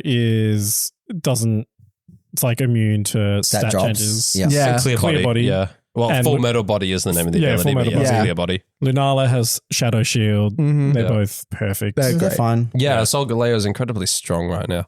You tried to run it with for what they CSR are, again though, with the they're like- bulldoze. Soul Galea is not terrible. It's just outclassed because it's and psychic. Yeah. So there's better psychic steel kind of like coverage. Necrozma as well, I think. Does get sucking phase, so- Necrozma Dawn Wings does decently well. They're both Prism Armor, aren't they?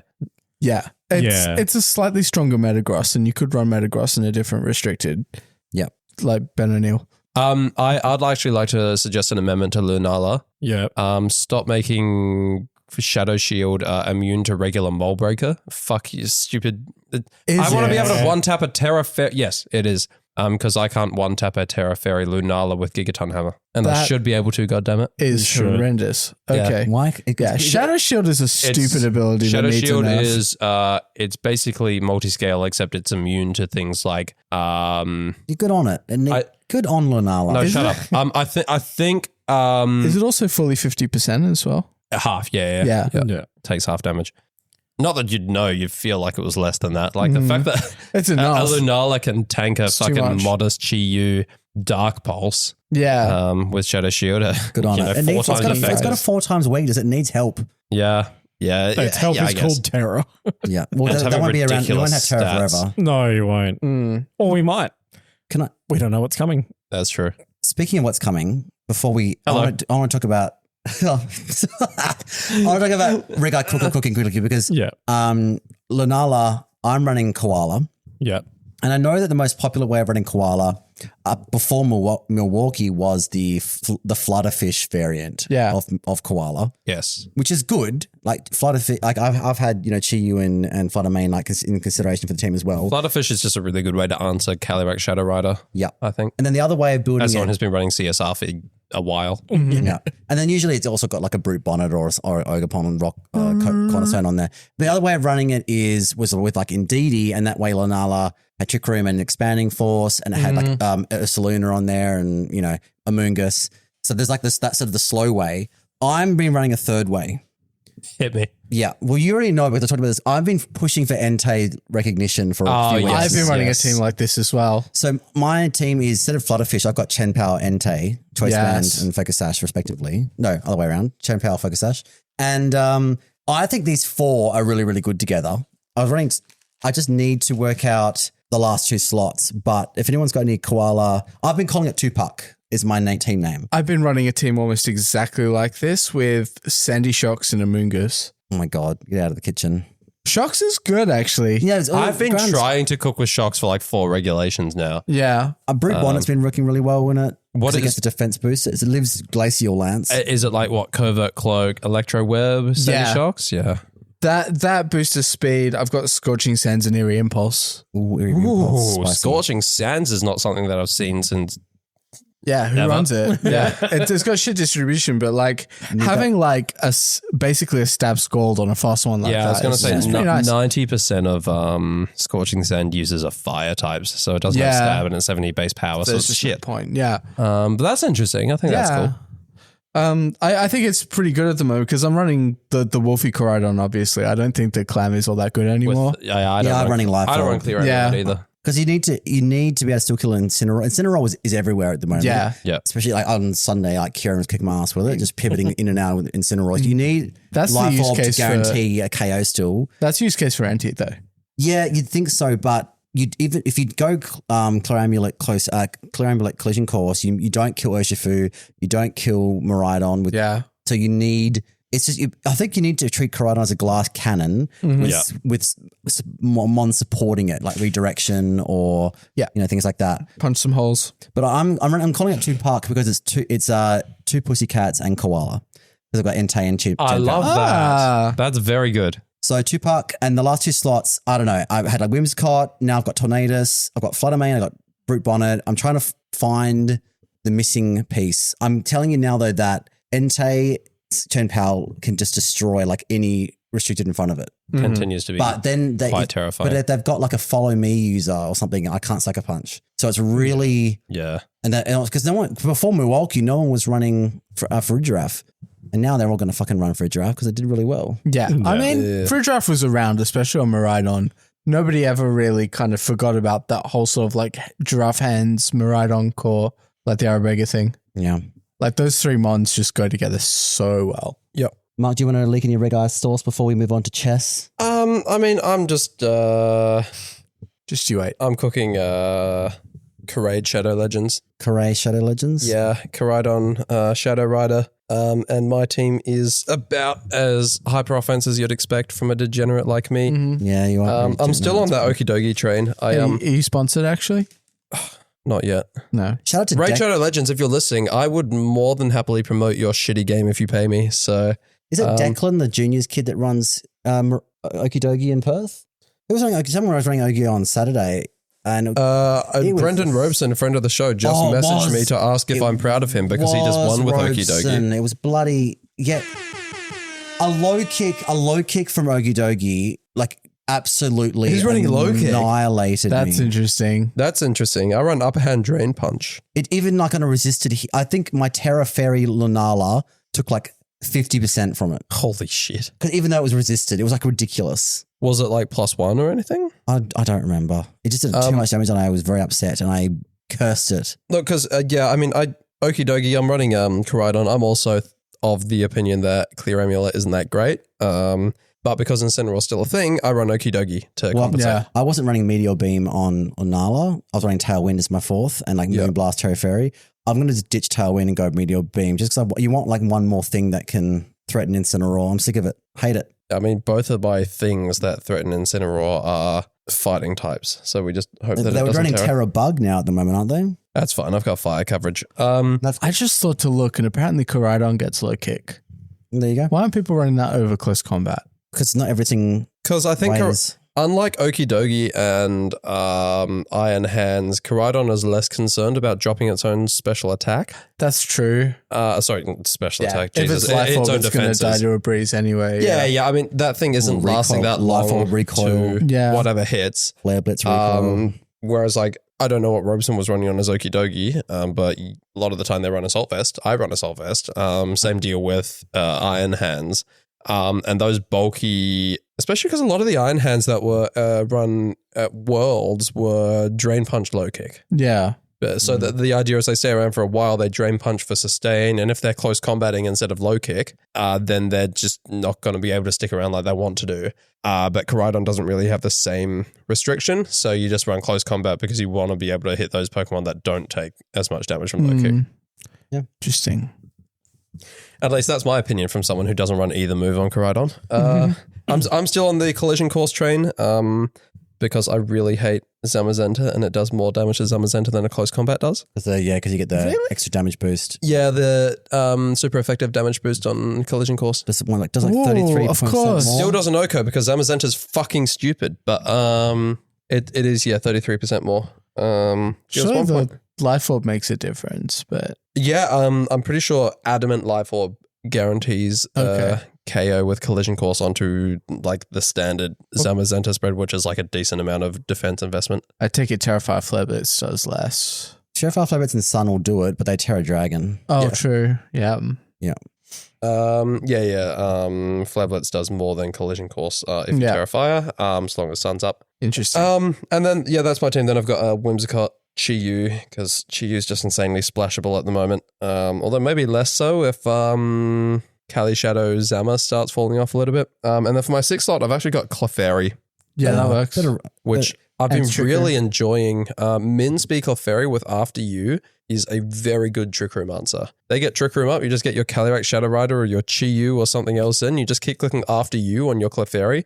And apart from Torkoal, Clefairy is basically moving first in Trick Room. So you just like, it's just all Lunala and Ursaluna and things like that. I think you have to be very, I know Robeson does it, one under him, but I think you have to be very brave to run hard Trick Room and Reg-Eye. We'll see what Diego comes up with for Melbourne. And that's why this is so good, because a lot of hard Trick Room teams do actually have Torkoal, but most Trick Room in this current format is from the semi-room shit, like from a Lunala or from a Calyrex Ice Rider or something like that. And that's a situation in which you just kind of want to have the clef in the back so that you can kind of maneuver into a way where your Trick Room is no longer a detriment. You just click After You and then suddenly you're moving before everything they have on the field. There's going to be such a speed war coming in the next few weeks because Ursaluna and Ice Rider are both 50 speed stat, and they're both prevalent. And I'm so keen for someone to rock up to an event with a level 49 Calyrex. Well, it would get auto level to 50. Oh, they do, don't they? But you have to run. People are going to now trying to run like, negative nature,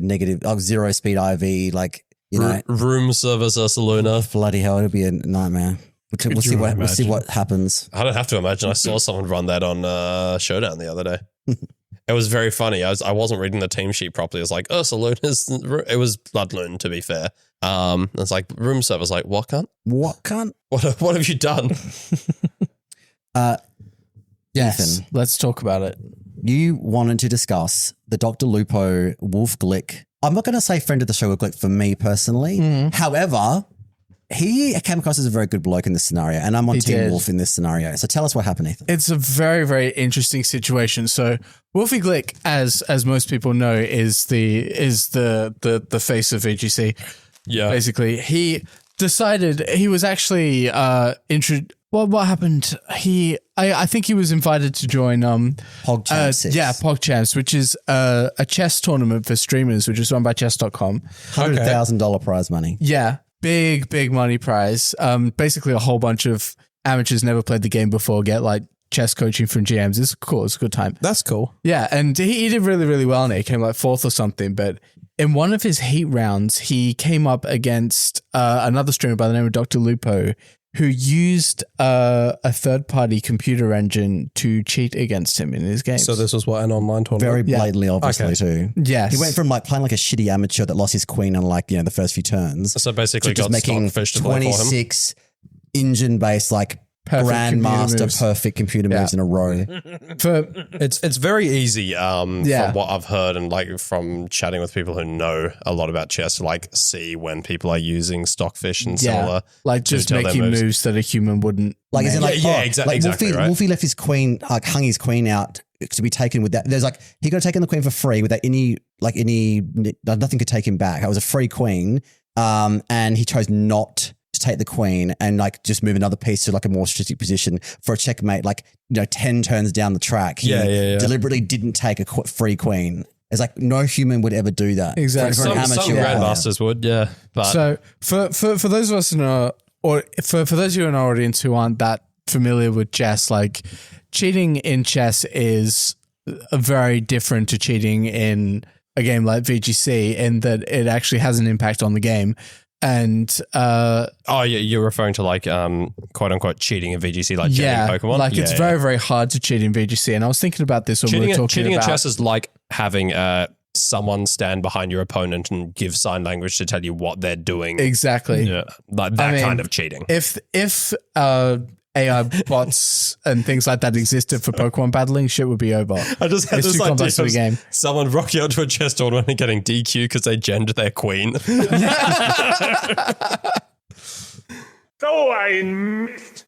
Thanks, Joel.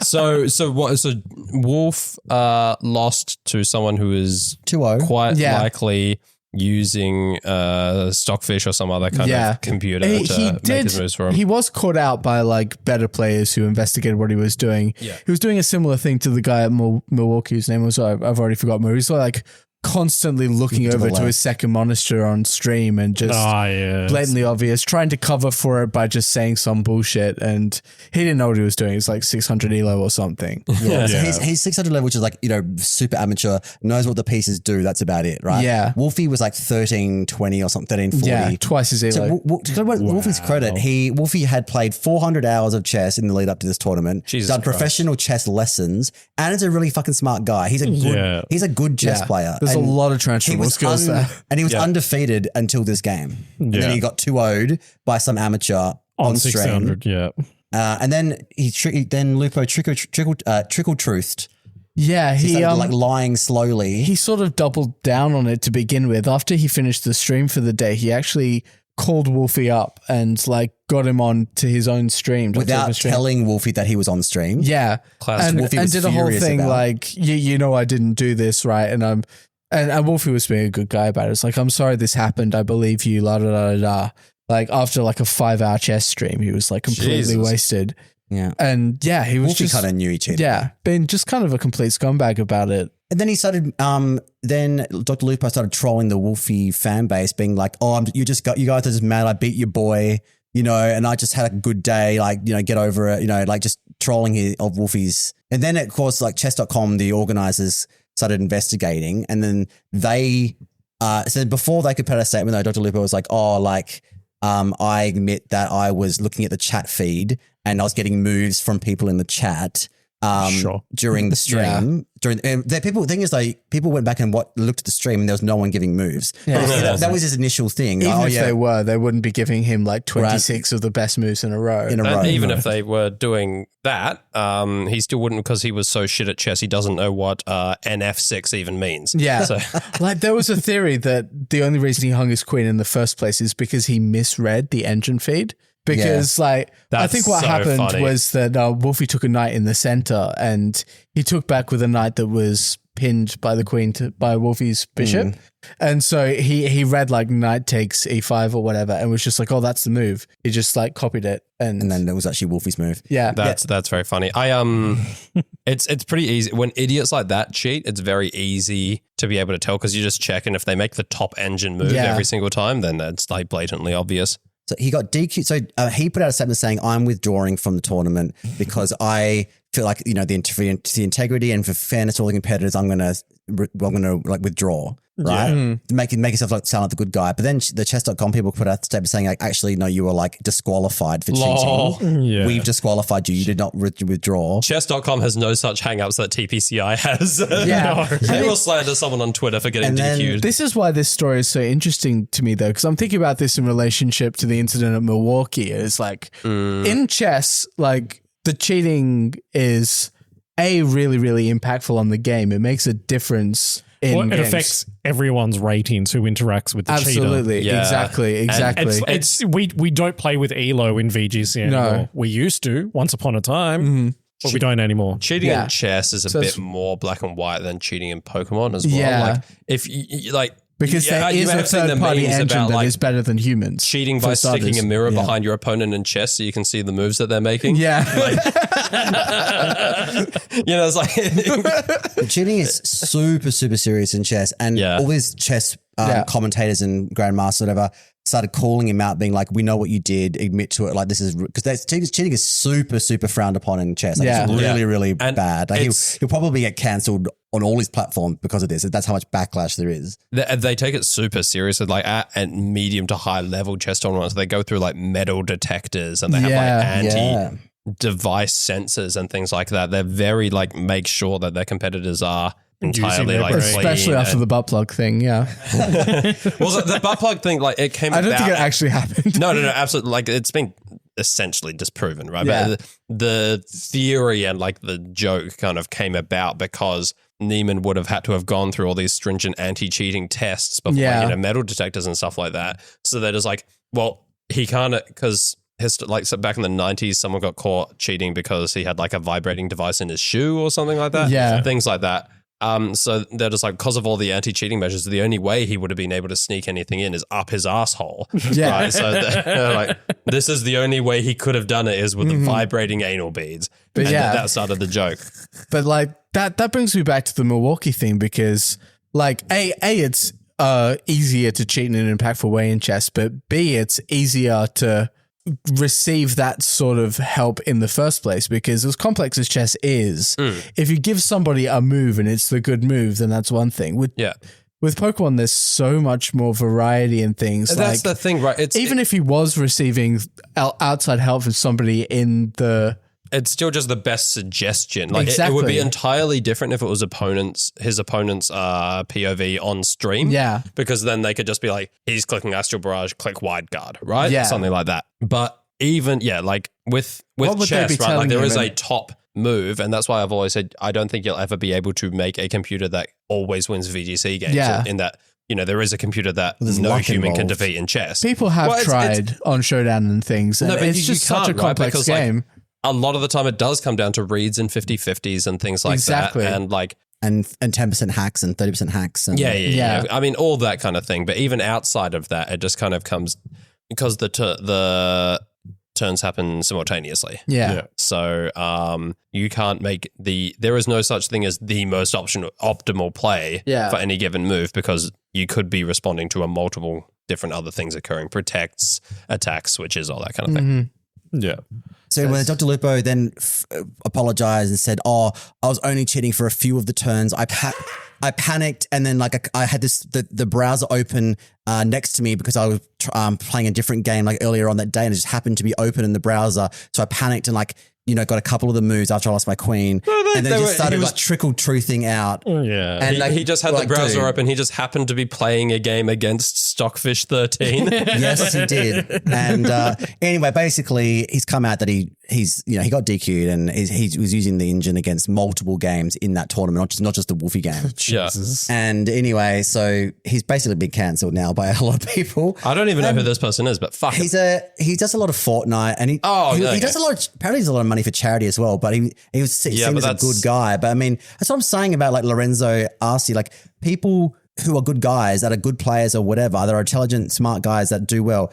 Wolfie's expression is that he thinks it's because streamers don't like losing because they got such a competitive this is why fan base. Streamers who do shooters hate skill-based matchmaking. Yeah. Because they don't want to be in a lobby with people of equal skill, because doesn't make for a good stream. No, they want to do like clips of them like, you winning, know, queuing up to solos. Yeah.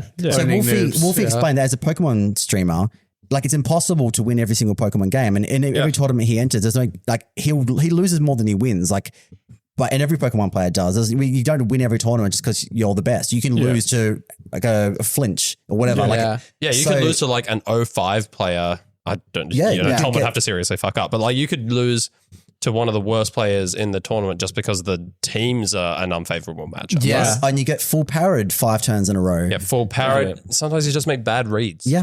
So like Wolfie just has the perfect temperament for chess, to be honest. Yeah, and Wolfie is used to losing, and he's got that, you know, I'm okay with losing. It's part of the journey. Yeah. And other streamers probably thought they needed to cheat because they wanted to make good content for their streamers. And it's just sad. And Wolfie was like, though, I love my fan base. I really respect my fan base. I don't like people coming for them and trolling them, whatever.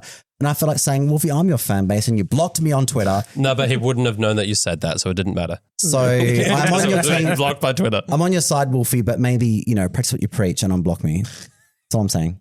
But yeah, Lupo's in big trouble, and he clearly cheated, and Wolfie's a good guy. Yeah. We love Wolfie. Friend of the show. Yeah. Fuck that guy. Well, Wolfie. No, cheating. Fucking Lupo. Dr. Lupo. Look, just to wrap up. Bro founded Dr. Loophole. In preparation to our Australian listeners, the weighted performance of the legendary pairs at Milwaukee are as follows. The number one legendary pairing, as calculated by Andy Brophy, at Andy Brophy without the O on Twitter. He's a stats nerd.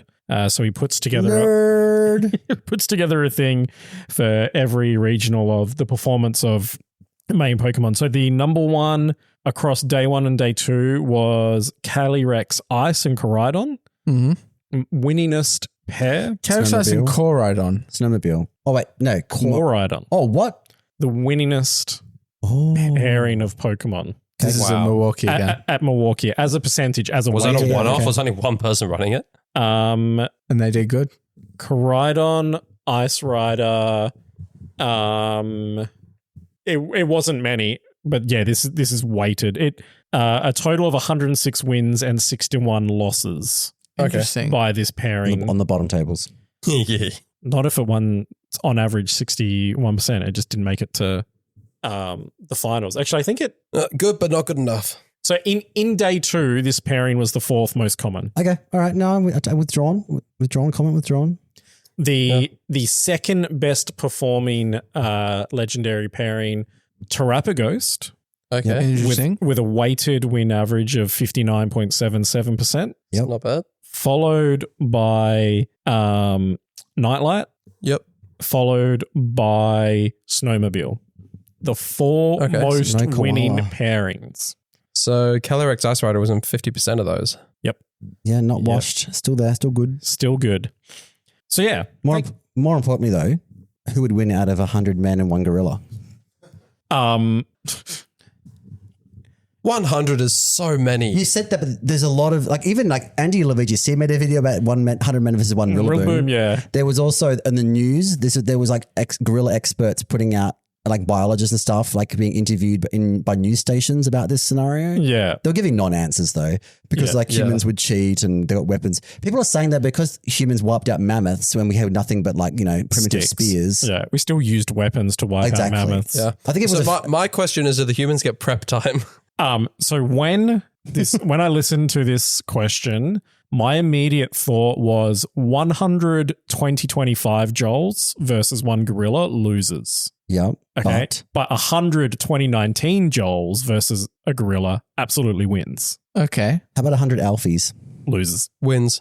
Just update because he just runs on the treadmill for longer. Update on Alfie. No. Alfie tried to shape my eyebrow because it was too thick and he slipped and has Oh no.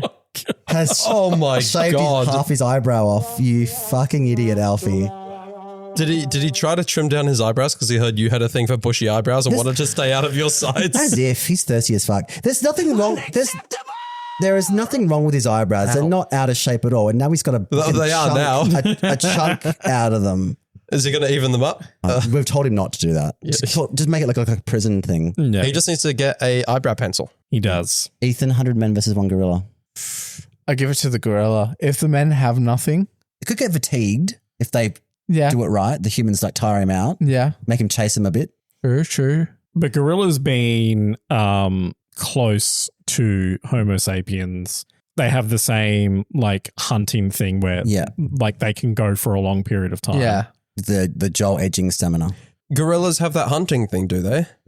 Gorillas, famous hunters. No, I forget what it's called, but it's just endurance, right? Well, humans specifically evolved really good endurance because they're not as fast or stealthy as other their prey. So the way that they would catch prey would literally just be by chasing it down until the prey got tired and couldn't keep running. Yeah. I highly doubt gorillas evolved that because they are herbivores. Yeah, but they still have good stamina. There must, Dude, what from? They wouldn't have needed to evolve. You don't need to chase down the fucking tree. yeah. The gorilla isn't still running fight. away, is it? They still fight other gorillas. If there's no weapons and they're just kind of bomb rushing the thing, then I think it just kind of swings. I think it depends on the arena slightly as well, but I think if the gorilla's not actively trying to kill 100 people, a gorilla's going to fucking leg it from 100 people. They don't. Yeah. No, they're in a room. is true. They're trapped in a room. They have to fight. It's Hunger Games. Okay, yeah. My take is that I reckon 20 professional MMA fighters versus one gorilla, MMA fighters would win. Oh, if you yeah, think about easily. if you think about It take 10 MMA. the kicking range, just those spin kicks and shit and fly kicks. That if you go into the head, concuss the gorilla. It's A over. bullet to the head doesn't take a gorilla down They don't right have. away. Why do you keep assuming that the humans have got guns? No, I'm giving a comparison. Or they don't doesn't take down the gorilla. No. A bullet to the head. No, those things will... They have really thick skulls.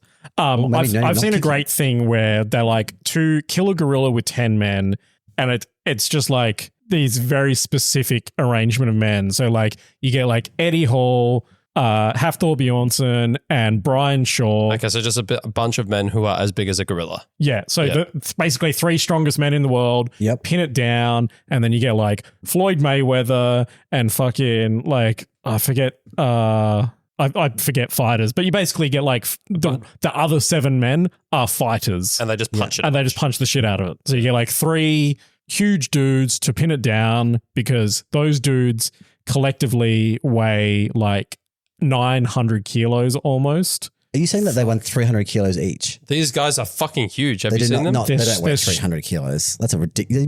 I'm finding out. No way. 150 max. Eddie Hall at his you know what? Probably 600. I think Eddie Hall at his heaviest was 220. Shit, that's big. Brian Shaw is 7'10" and a strongman, so he weighs 240, and Hafthor's the same. He's 6'10". All right, okay, I'll take it back. Yeah, they're huge dudes. 200 kilograms. Yeah. Yeah, but that's still weight. 600 kilos Yeah, but of men just pinning a gorilla down. Yeah, okay. They'd have a chance. They've all got to get close enough to the gorilla to do it at the same time. Otherwise, the gorilla's going to tear them apart one by one. Yes. But yeah, Anyway. I just wanted your opinion because you weren't here last week. I wanted your opinions on the matter. For sure. The jury's still out, I think. Jury's still out. I think if it's just 100 dudes and they don't have anything. If you take 100 of the most average dudes on Earth, they probably don't win. They probably don't win. That's where I'm at. 100 is so much. It is so much, but you see, we're going to see someone get teared apart in front of us. The rest of us are going to be like, fuck that. Like, we're not going. Okay, no, but if the gorilla's not fucking legging it right at the beginning, then that same modifier is being applied to the humans as well. What do you mean not? Yeah, so you said the gorilla's not going to fucking leg it, so the humans are also not going to fucking leg it. Yeah, I just don't know, like, who's going to be the sucker that's going to go in first? Yeah, that's There's true. going to be a few people that have got no, Come on, surely we'll be able to coax one person into it.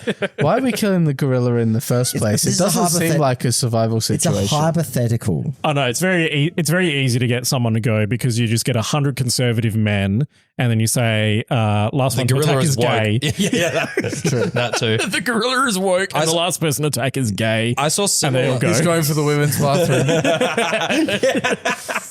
I saw similar discussions about this conversation, which was you have to survive with one of them, which you're picking. It was a silverback gorilla, a Bengal tiger, a grizzly bear, and a hippopotamus. And the fucking morons pick the hippopotamus. There's like, it's a hippopotamus. I'll just run away from it. What's it going to do on land? Run faster than you, brother. Those things run at... I need to double check, but faster than humans can. I think it's like 30 miles an hour. 30 miles sounds about right. Which is about 50 kilometers an hour. Yeah. That is faster than you're running, boo. I would try and tame the tiger and give it cuddles. No, I think the tiger's the second worst option behind hippopotamus. Hippopotamus is the worst option. I think your best option is either grizzly bear and play dead. Curl up in the corner and piss yourself, which you're going to be doing anyway if you're in a room with any four of these, so you may as well make it productive. Or the gorilla, there's a couple of options. You can kind of stand strong and be unflinching, and they may like they'll do the charge run at you, and then if you don't flinch, you're stronger than them. They will be like they'll decide they don't want that smoke, right? And then, why is would the gorilla? If you're in a room with gorilla, would the gorilla actually want to attack you? It depends, right? So silverbacks, especially the big males, very territorial. Yeah. So if they perceive that you are encroaching on their turf, they may turn you into 7-8 different pieces. So with the grizzly bear, hippo, could you do like hypothetically the crocodile thing where you just like run in a zigzag? I'm not sure. I have to say I haven't tested it. Could he get back to us by next week? Yeah. The way to survive. I'll fly over to Cape Town for the special event, and while I'm in Africa, I'll try running away from a hippo. Get CP and I'll come back with a story and a world's invite. I feel like the worst one would actually be the grizzly bear because bears are notorious for just eating.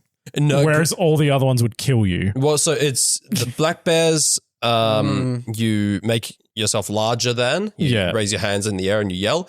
Grizzly bears, you do the opposite. You play dead and you can you roll and ball and piss yourself, and they're just like, oh, it's expired, right? It's not worth my time. Black bears, they're the ones that'll eat fucking anything. Yeah. If a black bear comes across you, curled up on the ground and piss yourself, it's going to be dinner's not running away. That's nice. Oh, yeah. But black bears in general are just basically giant dogs. So I wouldn't be too scared of one of those unless they had their cub with them. Yes. Speaking of fact checking, I had to go at Peter on the weekend because he's behind. And so was Kieran in the episodes. If you listen to this, catch up. And what are we not paying Peter, you for? Do your job. Do your job. We need these facts checked, please. Yeah. Fact check which would be the best to be alone with of those four animals. Yeah. None of them. Anyway, thank you so much to our listeners. Thank you for hanging around for this long ass episode. We appreciate you. We appreciate your support. If you haven't already, please do give us a follow or a sub or any of the other things that you do on Spotify or YouTube or Apple Music or wherever you're listening to us. It definitely helps promote the show. Let your friends know.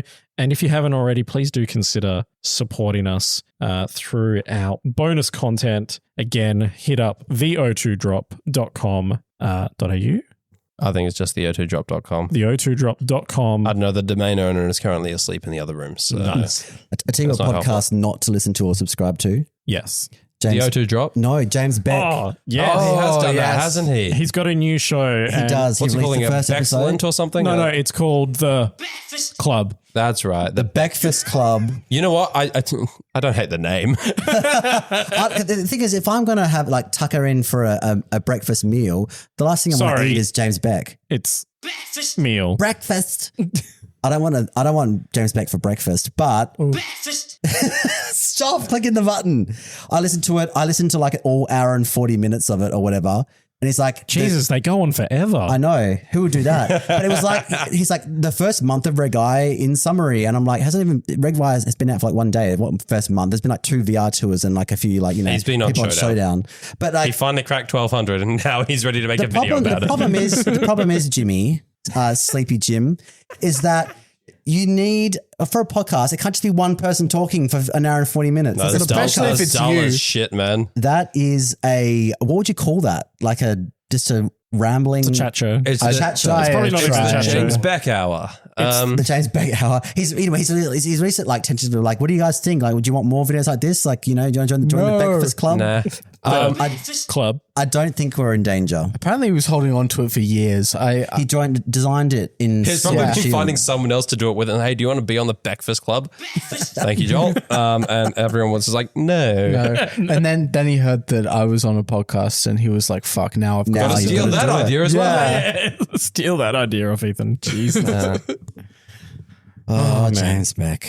Oh, look, I don't know if he'll do another episode. I don't know how well it was received. He's got a view from me, but I listen to it as a journalist for the content. That's the only reason I listen to it. Fair enough. And I always put him to sleep. Do you have a rating out of 10 for the club? It's the problem. It's the same as like the Beast Coast vibes, right? They dumb it down and over explain things and treat their listeners like idiots. Yeah, we don't do that here. James Beck, which is unfortunate because our listeners are idiots. We treat them like cunts. And so are we. Yeah, exactly. I was saying, by idiots for idiots. We're the idiots on this show, not our listeners. We should say a bunch more jargon. I thought it was a waste of an hour and a half of my life. I think if you want to listen to Reg I videos that actually teach you something about the game, listen to Justin Tang's videos. He gives you EV spreads for every single Pokemon in Reg I and what's the good like matchups into what. I've learned so much from his videos. I learned absolutely fuck all from the Breakfast Club. Breakfast. But don't listen to it. And if you're looking for a good podcast to listen to while you're eating your breakfast, then consider subscribing to the O2 Drop for the bonus content. We have basically as much bonus content as we do regular content. So double what you're currently getting for only $3 a month. And over your bacon and eggs, you can listen to us talk about the hideous things we get up to in our free time. Yeah, and we'll rate your favorite Pokemon. We'll rate anything you send us. We will. After last week talking about Anamancy, I am still yet to receive one butthole pick to rate. Oh, I'll send you mine. Anamancy. Someone has listened to the podcast. That's the reading of people's butthole folds. Oh, I see. Yeah. Yeah, it's a real thing. Google it. You'll learn a lot. It's like palm lines. Yeah. It's like the folds and skin and crinkles in your anus, your crinkles. nussy, Yes. your bussy. Until next time.